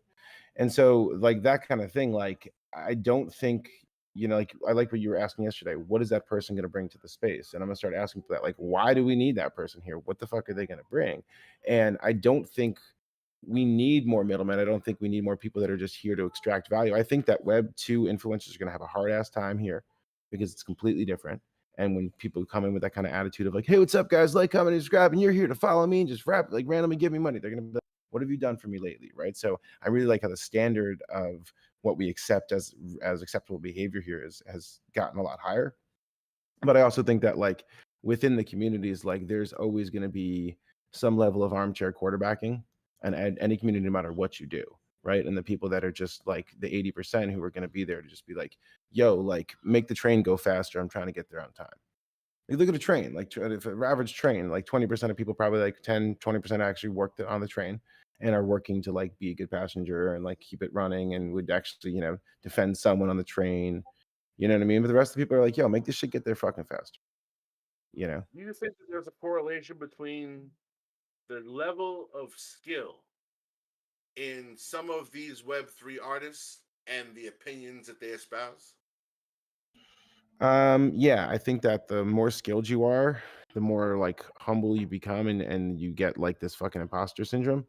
And then like the people who haven't taken the time to like, put their skill set, they're coming in. Like I was saying, they're allocating their supplies. You have artists now over allocating their supplies, right?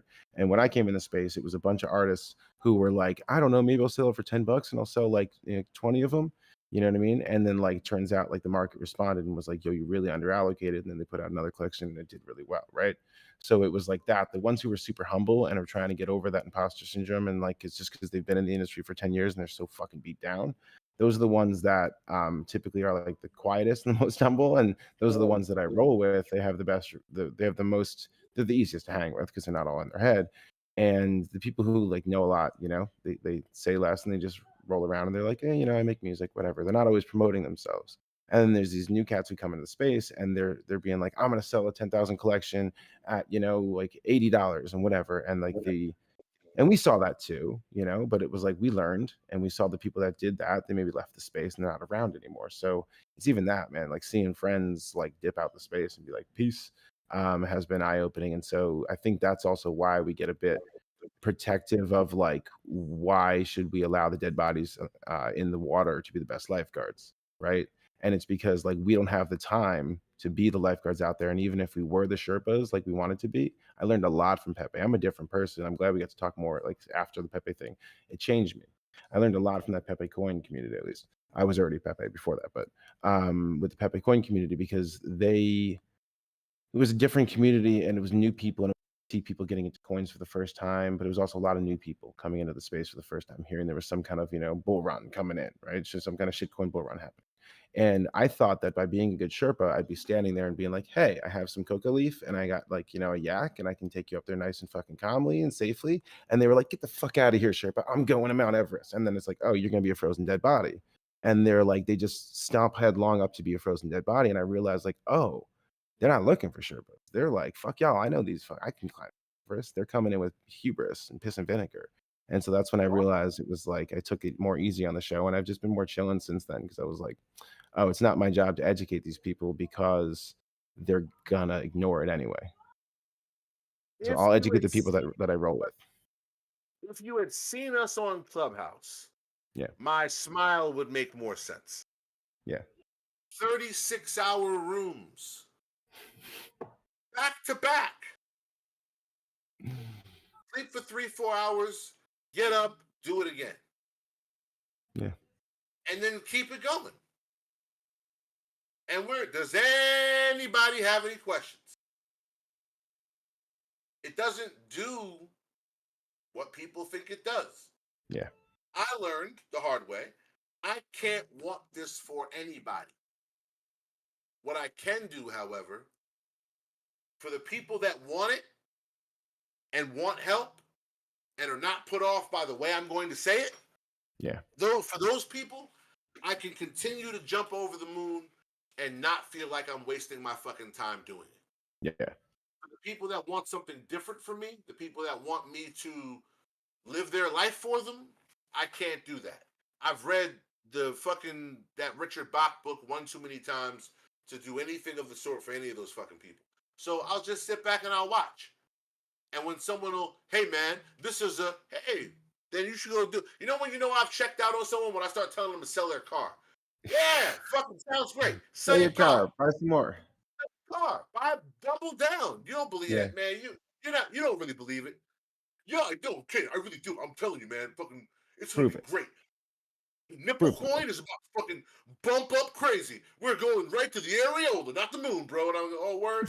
No, you don't believe that. Sell your car. Yep. Sell your fucking car and quadruple down. But that's the thing, man. It's like your time is valuable, but like if you, especially when there's a lot of people coming to you for advice at the same time, you start realizing like, all right, well then my advice is probably valuable too, and I could be monetizing it, but I'm not. So I want to keep doing it for free. So how do I differentiate who gets the time out of a 20-hour day, right? So then I'm like, all right, I'm gonna focus on giving help and advice and assistance to the people that I genuinely like hanging out with. Like if I've been with them in IRL or other spaces, and I'm just like, man, when you come in, I smile and it warms up my energy, and you're not a fucking drain on my energy. You add to my energy, and I feel more full and I feel like I have more energy after hanging with you. Like those are the people that I want to hang with. And if it's all the same, if I only have time to maybe talk to 20 people a day, I'd rather it be like 20 people that I actually enjoy, right? Like I say, like pick your film team or your band or whatever based on people that like you could enjoy being in a tour bus with. Because that's where you're going to be spending most of the time. Not like we sound great on stage, but we just hate each other off stage. It's like, bro, y'all going to kill each other on a fucking tour bus when you're tired and shit and you're all crammed in there together in a fucking 15-pass van because they couldn't afford the tour bus. So you're traveling the country in a 15-passenger van. You know what I mean? Like you need like people that you love to hang out with, you know? And so it's that. Yeah, you probably haven't seen the chat. The chat's great, by the way. The chat is the official co-host of this program. That's hilarious. There's a post in there from the Token Smart bot with there's a running list of shit that I've said on this program. El Poro. I was just scrolling back. The chat was ridiculous. I didn't know how many people were attached to this one asshole. I shot a hooker. It's no big deal. Rumbling your butt crevice. That's a good one. There's another page of this, Dragonhead. I know there is. Where's the rest of it? There's more than this. Oh, there it is. Feet groping along sexually, the milk of human kindness, spider webbing people, beating ghost dicks. Yeah. BB Studio said I had to dip out of the space for a while. The fakeness got to me. Fucking hurt, bro. It was a slog. Doing the marathon, man. Doing the marathon every day thing on the show, like during a certain part of that last fucking few months, was fucking tough, man. People were showing friend tag. People were calling each other fucking, you know, like libelous names and shit. It was just crazy. Oh, there's more. I respect your balls. If it feels like I'm rubbing that in, some of y'all know why. Oxygen makes me horny. Get your hands off my penis. Facts. I'm bringing a turkey, and we're gonna beer can the shit out of it. Your cum trophy sitting in the corner over there crying. I will 100% shoot through them. I remember that one. Crying inside my masculine vagina. Boys only written on your scrotes. Kane finds give it funny. Pop your trousers off. I want to see some stuff. Yeah. This has been a fantastic program. I love the list of shit I've amassed. Anywho, fucking hilarious. I shit a perfect pyramid, golden fuck powder. I'm thanking you for your delicious Japanese pussy and cock soup. So the bot just listens to things you say and repeats them? And let him squeeze it to get a cripple cake. Oh, it's Dragon 8. Flop that Golden urethra fuck down powder. the kitchen table next to the cinnamon toast crunch. Oh, fuck. You can be magic fuck stick web 3 on ETH. Oh, boy. Oh, I forgot about some of these. This is quite good. This is quite good. Cry inside my masculine vagina is my favorite. France, that is disgusting, and that is from health class. That's where they show you all the vascularity of your dick and balls. Nobody wants that. The vagina.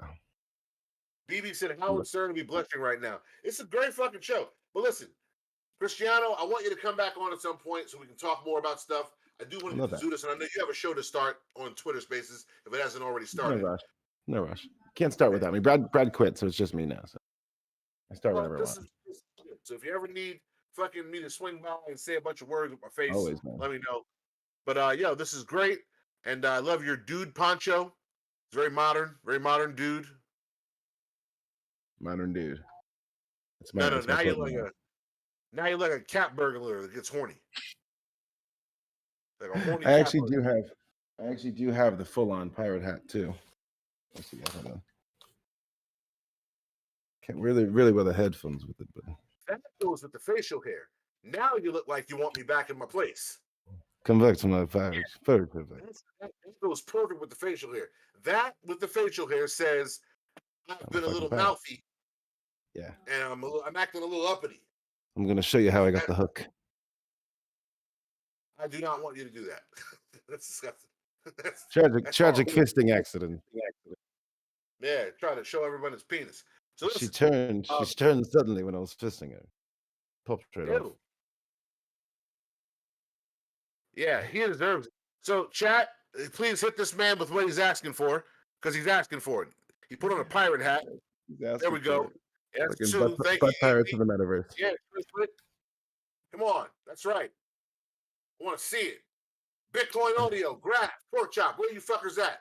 Elbow, Let's BB, go.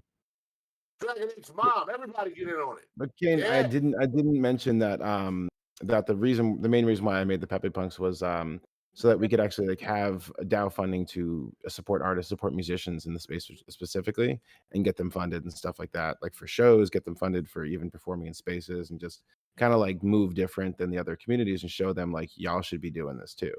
As we come in and we raise the vibes. The vibes are immaculate. Hey, we Have you got seen the Dix in the chat. Yeah. Yo, why Ling Me has a octopus? Why is it snapping at that guy? She's got like the articulating penis. Yeah, that's how we roll. But listen, thank you for stopping by. I'm gonna jump to Zudis and see what he's doing with this project. Bro, I'm gonna catch you around the metaverse streets. Oh, Much my love, hand man. closed. I put it close to the thing. I'll see. That's awesome. I'll see you around these Got good metaverse light. streets, man. Touch it. And I stop did showing good. people I'm gonna your go. I'll try my best. I'm gonna go fangirl out now. For device show just called Kane Talk to Me. I have a signed Kane Mayfield CD in my house, so I'm better than y'all. So do. I will catch you on the flip, bro. You're fucking crazy. Thanks, man. Zudis.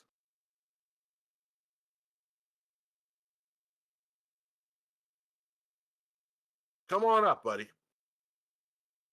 Hey, Kane. I'll turn my video on. It's dark in here. Hey, Kane. How you doing?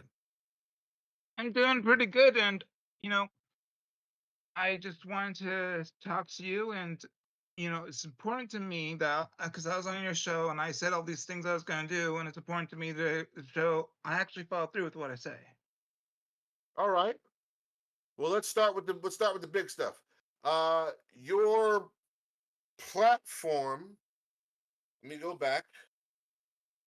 Hold on, because I got this thing here. I had pulled up earlier. How's the mint been going? We've minted 21 from the public mint, and the pre-mint there was 11. So that's that. Okay. And there's a metaverse behind this. Yeah, it's accessible to holders right now. So here's my question, and I want to see the metaverse. I want to walk through it with you. I'll share the screen, do the whole thing. I posted a video of it on Twitter, but happy to show you a live run through. Yeah. Let me drop this in the chat here. Oh, That's the oops. super early. That's the Halloween. Sorry. That was Halloween. I accidentally turned Halloween on. That's the Halloween world that I'm launching in a few days.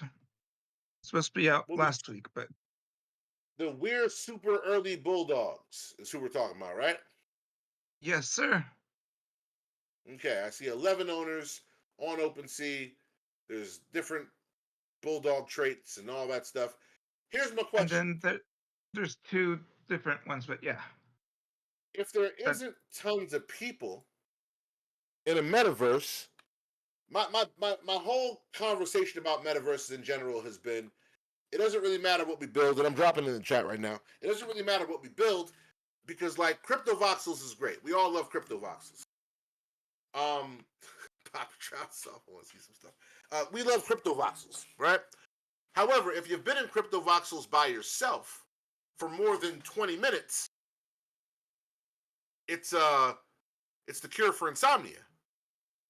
Most people aren't just wandering around crypto voxels all day, so you're there to interact with other people. Without the people, does it make as much sense still to have it gated? 100% agree, and I've already taken this up with the holders, and it's honestly come down to I either have to decide to make a decision myself or get one person to change their mind. So That's what what are it's their coming thoughts? down to. They want to keep it private. They want it private because they paid for it private. They want it private.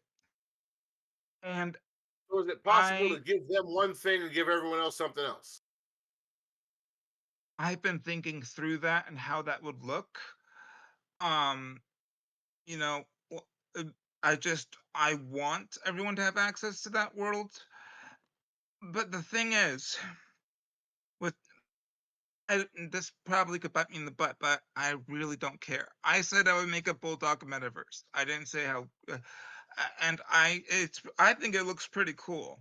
But honestly, I spend more time working on the free metaverses because more people are going to see them than the paid one because no one wants to jump in. So I'm like, I should work on what people will come to rather than, and yes, I will deliver what I promised to the word, but I'm not going to put in tons and tons of time on something that you don't want to see. And you know, I'm putting in the chat, guys. Here is the metaverse. Click there. There you go. and So I if we jump in here together, posted a Twitter video of the Bulldog metaverse, and then we have the free one that anyone can jump into. And I have the Halloween one I'm working on. And in November, I start the Christmas one. Halloween one is my favorite so far. It's all AI voice generated, except one area where AI voices can't sound like ghosts yet. So I'd make the ghost sound, but everyone else is AI. And I've been working on this for 50 hours, and I was working on this one pumpkin specifically, and I had the voice named Dwayne. So I always call the pumpkin Wayne. I'm like, when something went wrong with Wayne, I'm like, Wayne, come on, man.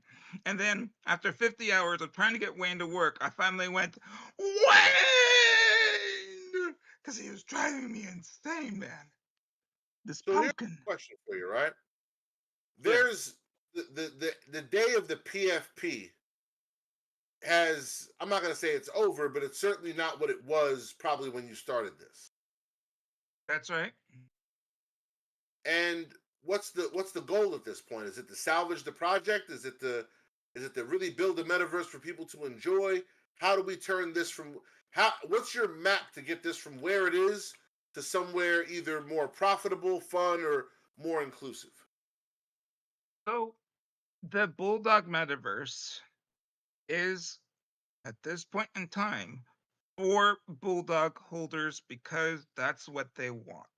Until I can get them to change their opinion, that's the way I'm gonna have to leave that specific metaverse. But I have multiple metaverses, so I'm spending my time focusing on what everyone can access, making multiple metaverses that are free for people to access. And if you're wondering, well, is this all coming out of the Mint Fund going to the free stuff? Just to be on the record, 100% clear, not a. I don't believe a single dollar from the Mint Fund ever touched the metaverse. That all went to advertising, which failed. Well, yeah, because Except, there's no real way to advertise in this space without, cooperative grift, without getting people involved to take part in a conspiracy. That's not even conspiracy like a bad thing. Conspiracy like 5 or 10 people conspire. Hey, you post this, I post this. We both wear these. We show up in each other's spaces, and we get this word of mouth choo-choo train going in these big spaces where they typically are known to pump shit. Outside of that, regular people are just going off their friends and word of mouth. So yeah, exactly.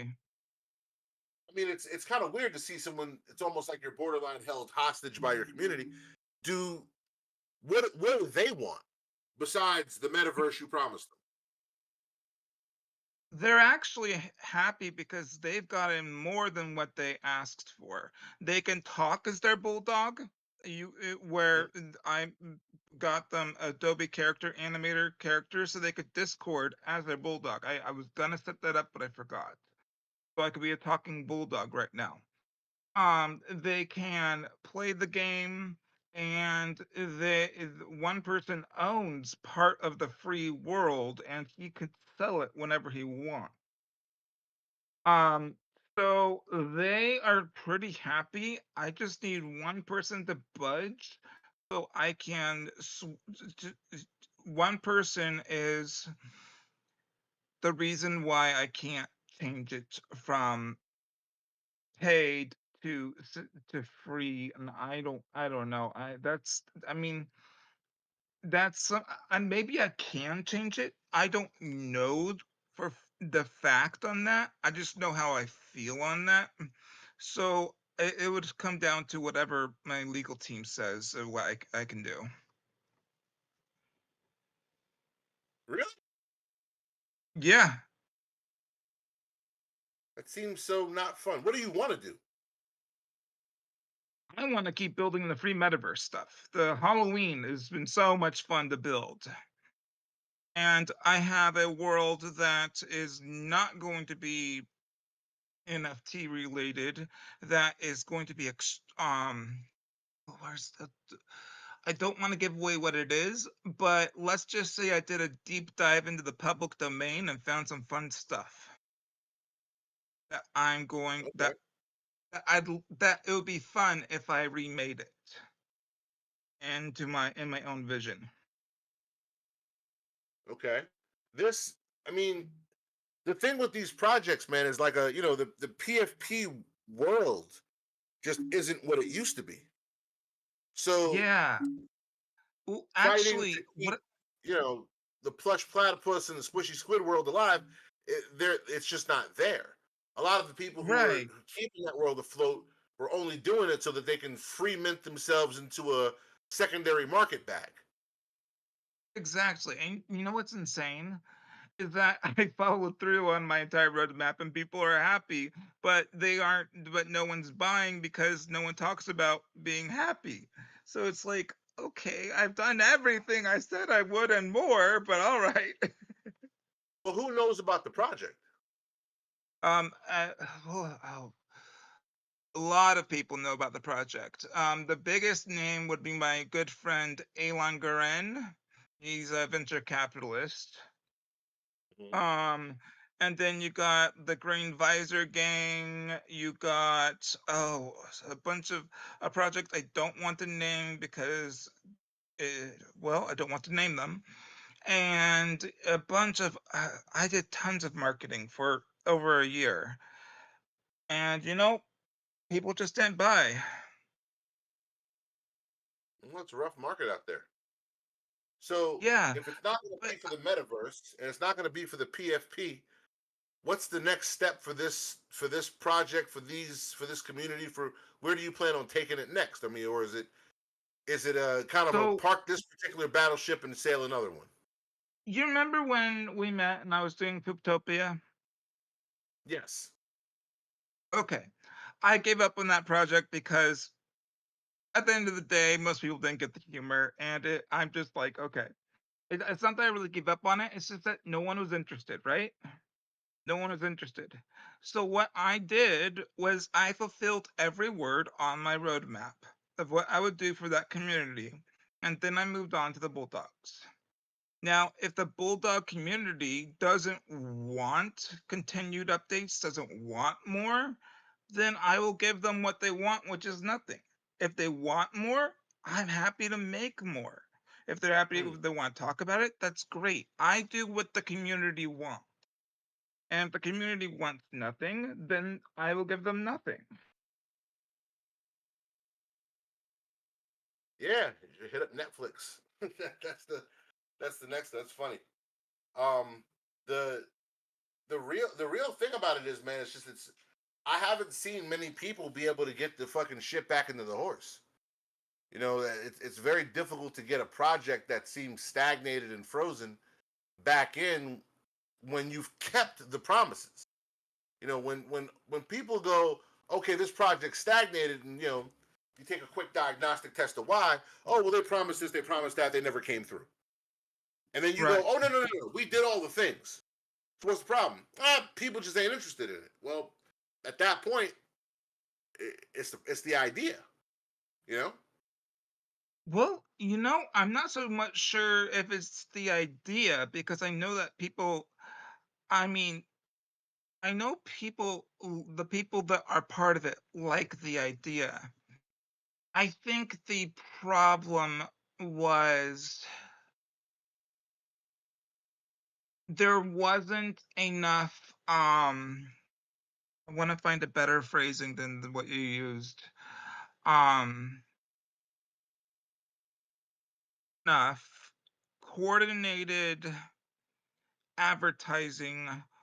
I mean, I did plenty of that, but it resulted in no one being interested because at the end of the day, when I went back and did an audit, a review of okay, why did this fail?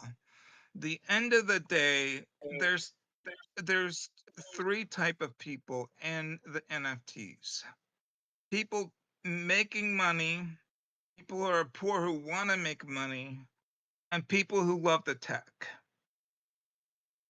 And then would you have the subcategory of just geeks, which falls into love the tech, right? And I'm About not that. really in it for what? I don't know about that. You know, Give me that okay, list what do you again. think? People who are poor and want money, people who love the Yeah, tech, and who else? people who want to make more money. Oh, so people who have money and want to make more, people who have no money Yeah, and want to make some, and so just I can boil that down to just people who want to get paid and geeks. yeah. There's also people who are just here for the appreciation of whatever their particular discipline is. Like for instance, I me. mean, If you took the money out of NFTs right now, I'd still make them. I'd make them less I'm frequently. aware, and I I'd think you're a still make them. geek. I think I'm you're a not. geek. I like You making are pictures for my rap you're songs. there's different types, categories, and subgenres and niches of geek. Well, the And kind that bite the head off the chickens at the circus in the 20s. Those are the only kind that exactly, I acknowledge. exactly. Sure. However, Okay, if fine. you look at a project and the project is stagnated, right? This project Yeah, marketing obviously didn't work. The it project did is not. not life support, it's dead. How do you what's the I'm a big fan of reality. So how do you take a project that's dead? It's not moving, there's no traction, there's no action, there's no movement. The people So who are the going to say, even someone plan, who goes there and says, okay, well, let me click the activities tab. The activity tab on OpenSea ain't moving because everyone just minted and held. So there's nothing there. You got there's 11 two owners ways of to this get. particular one. What are you There's what are you there's going to do with 30 it? there's 30 holders. There's two different on things. So there's two ways to get it moving, right? My community loves and still loves Rumble Royales because I have a special way of doing it with stories. And they also love okay, so they love that. They love poker, but there is Green Visor Gang now, so they go over there for poker. So I still have my special mix of Rumble Royale that they still come for once in a while. So I could focus on that if I wanted, if I need to. And then there's the other option. I can, when I eventually get the tech together to make it one cohesive universe, meaning the Bulldog world is part of the when the Bulldog world becomes part of the main metaverse, of everything else, so it isn't a separate download, then everyone will be able to see that world exists, and they will have the ability to bite into it if they want to go into it. Now, the question that lies with me is there was never a defined price for entering the Bulldog world. There's a defined price for buying the mint, but I've never said you have to pay this much to get into the Bulldog world. There's what's the word? Some looseness in phrasing. So I could make the Bulldog world in theory, I'm not saying I'm going to do this, but I could make it 99 cents for people to access in the future. Do you think And that's what's then holding it back? I think that I priced it when everyone was buying at 0.05, right? And I've heard too many times 0.05 is too high. Well, okay, sure. Maybe you think it's too high, but It's not. I put way more than I probably put, oh geez, I put way more than an ETH into this. No, actually, several ETH. I've lost count of how many ETH I've put into this. But 0.05 isn't too high. In fact, Not there's in no my mind. 0.05 isn't too high. But what's the quid pro quo? So like even when you go to the page and it says, okay, here's what you get. You get this the IP Oh, rights. IP oh, rights even if are you, a false flag because you know what I don't even, you know what I don't even get, man? People who buy two get free land in the free metaverse. They get land and they can buy or sell it. And that is, and on top of that, if some of the bulldogs come with special rarity codes that if you send them to me and in return you get a um real world item. Like one person minted free Los Angeles tours, which is for two people, which is $160. And so there's even better what's the stuff. value? See, I think the problem you're having is value. What's the value of the land? So right now, every the value comes with demand. If we're going Nope, to that's not what I'm basic asking. economics, right? No. I'm going to value. There's only one way. There's only one mathematical equation that I think is applicable in Web3 for determining value. The value is what someone's willing to pay for it, what someone's willing to sell it for, and solve for X. That's value. That's supply and demand. What someone's willing to pay for it, what someone's willing to sell it for, a meeting of the minds and a solve for X, there is your value. You're giving away something that doesn't have demand. So the real question is, how do you get demand onto your project? So I actually am planning to reach out to metaverse sites to write about metaverse stuff and web3 sites that I've seen other projects get onto and reach out to them. That is my that's my plan for the towards the end of the year. No one sells tomorrow's lotto numbers, dudes. No one. I.e., if I had tomorrow's lotto numbers, I would not sell them to you. I would play them myself. No one sells effective Web3 press, not for cheap. If they had it, they'd be using it for their own Web3 projects and operating a feeder system. They don't have it because it doesn't work because most of these things burn themselves out once you use them. It is the metaphorical sci-fi thruster that'll get you out of the orbit, but you can only shoot it once. And that's unfortunately how most of the press works in this space. Yeah, The I hear you. people selling that don't have it. That's why it doesn't work. So the only thing that would work is figuring out a way to shoot this project way up in the air so everyone sees it. But the people who do And that grift. I mean, you get if Ben.eth all of a sudden became a bulldog person and was wearing the PFP and was, you know, woofing or whatever y'all niggas is doing. I actually, don't I have a friend. I have a friend. I think he's still friends with Ben.eth, and we're supposed to be meeting up soon. So that isn't a unfortunately, far-fetched reality. unfortunately, when you do that, this comes off like rug, even though you're not rugging. Those guys are rugs.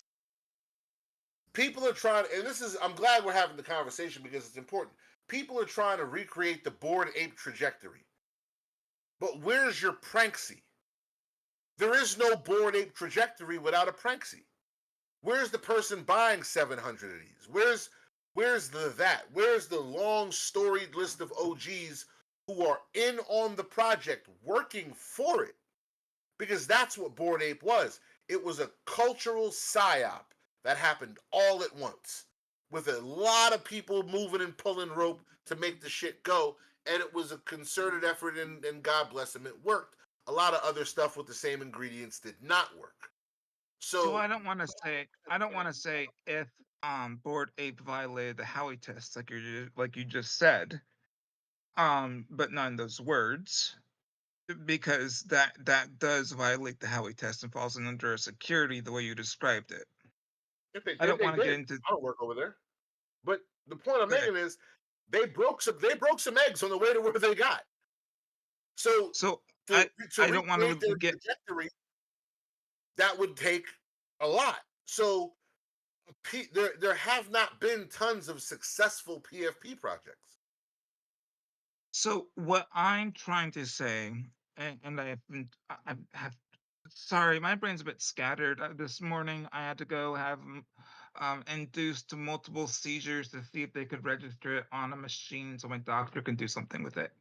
Anyways, um, what I'm trying to say is I've been looking. So I told you, the holder side, the free side, and the other side I'm looking at is Fortnite players and MMO players in general. I'm starting to mesh around in those communities and seeing, okay, where are the people who would like this? Okay, they like that, and in my Halloween world, you will be able to kill things, so that's fun. Um, so they like this. This could be my potential audience. Now let me start talking to them and introduce my game that way. So there's a lot of different paths being taken because I yes, the mint was a path and I fulfilled everything that the mint wanted, but unless they want more and they're willing or they're willing to they're willing to oh god unless they're willing to be unless they're willing to be rational, I can't do a lot more without talking to my lawyers.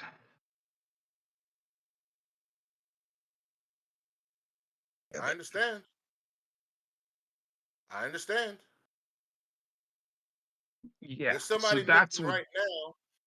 Logic's minting some evolved thing for .02. He minted 143 of them, right? On the front page of OpenSea, I went to go look for something else so we can do tonight's giveaway. You're early, the Devils and Angels, and he's doing a thing. There's no promise of anything except people like it. All of the stuff that works in this space that I've noticed seems to fall back on the premise of fuck it, people like it. How do you Yeah, weaponize that as opposed to the parlor tricks of influencers and write-ups and old world media? bucket And I people think this is a like it. conversation a lot of people can benefit from. Bucket people like it is a very fickle market, and I that market isn't based on fuck it people like it. In this industry, it's more of fuck it. I think I can make some money off it. That's where I see it in this industry for most of it. Yes, there is a sub niche which you are part of, which is, but at large, this industry has been I want the money rather than I want the art. And I fall into I'm just a geek and I'm having fun. But the people who want the money versus the people who want the art don't last. I can point to Fake Rare, which is a great example of people who make money while still just wanting the art. Fake Rare as a business is the worst business model I've ever seen in my entire life. The worst. It doesn't make money. Okay. When artists create fake rares, that artist gets paid for making a fake rare. Fake Rare gets nothing. They just did a whole gallery in Paris where 6 figures flew through their gallery into the hands of artists, which is wonderful, but they didn't make but very, very little on that. So, like, the culture's there and they're successful. But the main thing is the culture's there. They have a group of people who love the frogs. It's what they're about. They make frog art, and they're all doing it on Counterparty, and they love Bitcoin, they love frogs. So we could How have said the does same thing. We could have said the same how does the exact thing bulldog? about. We could have said the But how do same you get exact. people into the culture? So the culture for the Bulldogs really lies with the storytelling I told, and that's where the culture still is with the culture. It's a story designed game that I've made, and I am going to be bringing the games back more often because I'm thinking about possibly turning one of the games into a world. Um, but so I want to get people talking about it because that they like the game via text, so maybe they like the game and 3D. That's so I mean, when it comes down to it, there's not a ton of options when it comes to the paid metaverse. Maybe I can lower the price and make a new contract. Do you think the price is what's stopping it? I've been told uh, over 100 times that it is Interest. because I know that's too reasonable of a price. But I've been told over 100 times I'd buy your What would they project buy it if it for? wasn't 0.05, What would they buy it for? 0.02. Cool. So why wouldn't you just sell it to them for 0.02? I believe I did make that offer and they just turned me down. Because it's not the price. It's not the fucking price. Okay. It's lack of interest. And they're just making an excuse for not having an Yep. interest. That's people. Peopling. It's not price. Okay. It's never the price. Very rarely ever the price. A Maserati is a piece of shit car. People buy them because they like them and they want them. They represent something of status. They want the thing. They buy it. They don't give a fuck how much it costs. They'll find the money. They'll rob and steal. They'll go broke to buy a thing. It doesn't have to make sense. They just have to want it. I mean, Money is never the I even paid to have us in um a popular art gallery for fuck cancer. And it didn't result in anyone wanting it. So the question to me comes down to why don't people want it? one. There's no definitive story around this. I see no story. If there's a story, it should be written plain as day, simply. And that should be the first thing people see. And that story should be more popular than you or anything else. And you should hire someone who's a great fucking speaker, not me, to tell that story publicly and big. Okay. Well, there actually is a story. I just haven't told it. Well, how the fuck am I supposed to know there's a story if you don't tell the story? You're very right. You're Here's very the right. thing. You're trying to cater to a section of the space that doesn't give a fuck about none of the things you're talking about. You're literally over with the junkies talking about, how well you crafted and how many hours it took you to make this glass stem that they're going to smoke crack out of. They don't care. Do you have crack? Do you have a lighter? Can I have the crack or do I have to buy it? These are the only questions a junkie has for you. So they're not going to ask you about the nuances of how you blew the glass to make the crack pipe. They don't give a fuck. They just want to smoke some crack, man. That's all they give a fuck about. You're over there with crackheads talking about culture. PFP degenerates do not give a fuck about culture. That's why a lot of them like Solana. They're not about culture. They're about off-track betting. And for someone who doesn't want to fail the Howey test, you're sure hanging out on the side of town where they don't even know what the fuck that means because they breakdance on it. The Howey test is nothing more than the linoleum strip they dance on in the park jam. So I would recommend, personally, if you have a story, you should start telling that on the other side of town where they've never heard of you. Start with that. With the things you've built and actually start to curate some culture for this thing, because otherwise you're on a bullet train to nowhere hemorrhaging money every 15 yards, which doesn't make any fucking sense. Actually, the hemorrhaging money part, I've actually become a lot more sustainable myself recently. So that's so, Does this but yeah, project make still hemorrhaging time. Nope, nope. You don't get to do that. Does this project make money? Not at this point in time. Does this project cost money? Yes. Cool. So this project is hemorrhaging money. I'm So frugal. what? It's not bringing in money and Okay. it's costing. That is a sieve to me. There's a hole in your pocket. Okay. First thing, sew it up. Stop spending money. Throwing money at this fire ain't making it go out. It's making it bigger. So you should stop spending money. The second thing, you should start talking to people with actual interest in what you're doing. And yes, BB, this is the easy version. But the easy version is sometimes best and it's preferable. Because this isn't a situation where I think you're missing the forest for the trees.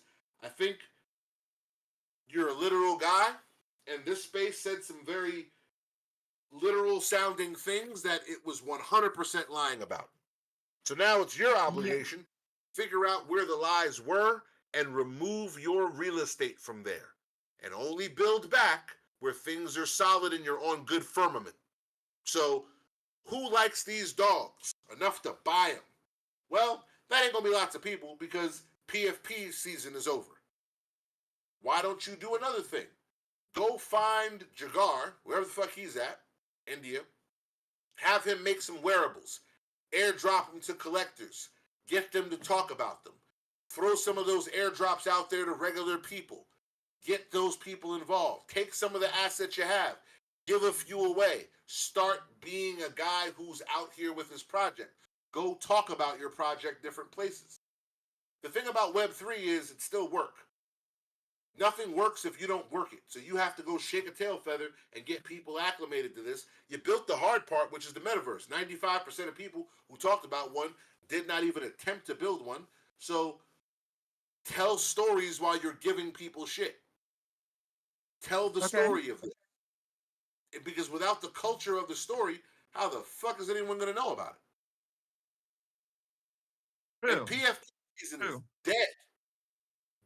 Dead. Super dead. I do disagree with that on one note. On one note, I disagree with that. I forget the name of them. Pills Tech. They make a necklace that lets you show off your art or your PFPs, whatever you want to call it, and it can rotate. I think that's cool. I think it's an interesting use case for PFP. I think PFP as a profile picture or just showing off your art that you own versus the subculture of PFP NFT art are two vastly different things. And I think we all know what about NFT wearable though? I think NFT wearables is a completely different kettle of fish. PFP art, which is like pornography. I can't describe pornography, but I know it when I see it. PFP art is the same exact way. I don't know PFPs, but I know them when I see them. When you have insert animal with insert rarity trait and insert changeable generative thousands of pieces, we know what we're dealing with here. And everyone in the space knows what they're dealing with. And since you're not selling this to outsiders, you're talking to people who live here, you have to lead with the fact that, hey, I'm sure you guys have never seen a PFP before, and people are going to fucking laugh. But here's what we're doing that's a little bit different, and here's why we think that what we do is pretty cool. And then bullet after bullet. But you're going to need and like I'll tell you the same thing I told DNS. You need a sales guy. Not me, but you need a sales guy. You need to get you a fucking sales guy. Huh? I had a sales guy recently, and we were moving along pretty well, but he needed to focus on his thing. So you need a sales guy. Get you a sales guy that can sell shit. It's important. You're gonna need one. You need someone to take all of the jumble, construct it into a piece of metal, forge that metal into a knife, and then stab people in their ears with it. Yeah, that's one way to put marketing. That's one way to put it. Okay. Yeah, well, to me, the important thing to me is to show to your audience, at least, because I said it in your show, that I completed what I said I was going to do. That's important to me personally. I'm happy you did. What I'll tell you is the most important part about the follow through is who's there. You Exactly. know, And if you're in a town we in do, West Virginia, you said, "Hey guys, I got a laser." And we said, "No, the fuck you ain't got no fucking laser, man. That's for space aliens and George Lucas." And you said, "Nope, I can build it." And you went into your house. And that was in 2021. I checked. And when you came back out your house, you said, "Look, guys, laser." Hold on. I got a laser. And I'm sitting out there smoking a cigarette like, "Hey, Zudis, man, I ain't seen you in a while." And you go, "Yeah, I was in there building my laser, but I did it. I wanted to come back and tell you." "Oh, man, buddy, since you've been gone, the fucking coal mine closed, supermarket's gone, school's gone, everybody left. This is pretty much a ghost town. I'm just here taking care of my mom's house because the roof was leaking. So I got some contractors out there today, but I actually moved out about 8 years ago." And you go, "Well, doesn't matter. I built my laser, so now the town can give me the parade." And I go, "What fucking town? There's no one here." You started a project back when PFPs still had some grit in the game. Grit's off the paper, son. Ain't nobody here for that. The only people who are here are scammers and pirates and rippers, robbers, rapers, and rug pullers.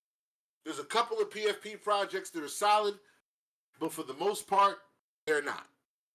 So for you to make a PFP project successful, it's not going to be by, "Hey guys, look at this. Woodchuck barrel select cider. Don't you want to sip?" Fuck no. Last cider company poisoned everybody. My kid's still sick. That's the results you're going to get. You have to go, "Hey guys, now look, I know you've seen cider before. I know a lot of them are poisoned. Here is the thing that they promise you up front. Boom, enjoy. Here's the thing that they promise you up front. Boom, enjoy." A metaverse where I can take other holders is a big deal. You know, Friendtech is selling some very similar shit right now. You might want to consider boxing this thing up and selling it. Because if you can't get always people, open. warehouse. I'm always open to selling things.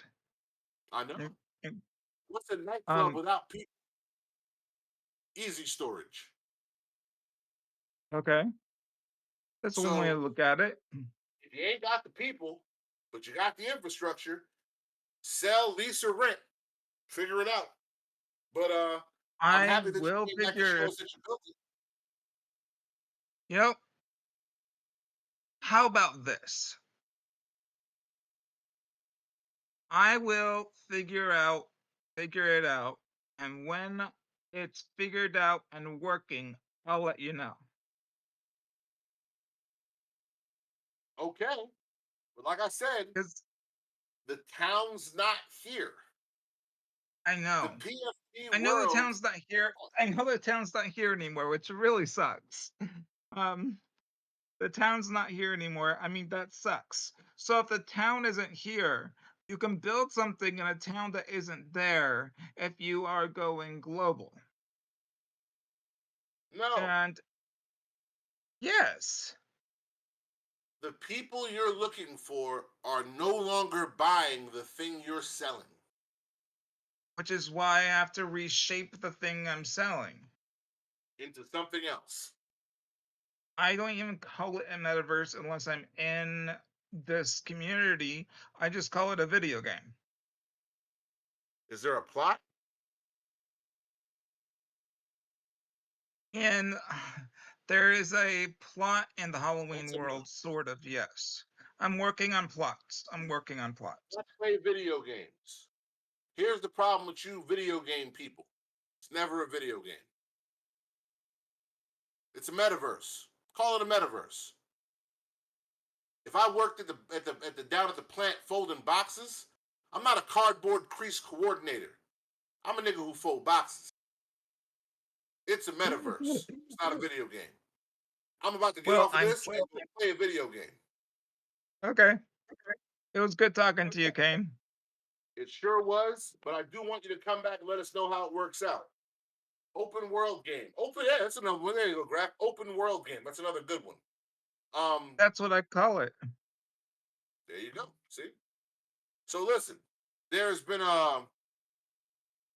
we have not done a good old fashioned giveaway in a little bit.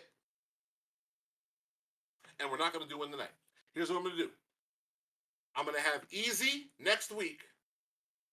I'm going to talk to Easy. Yeah, you're getting sauced again. I want to have Easy. And I want to take one more week to talk to Jax. To see if we can rug wheel you.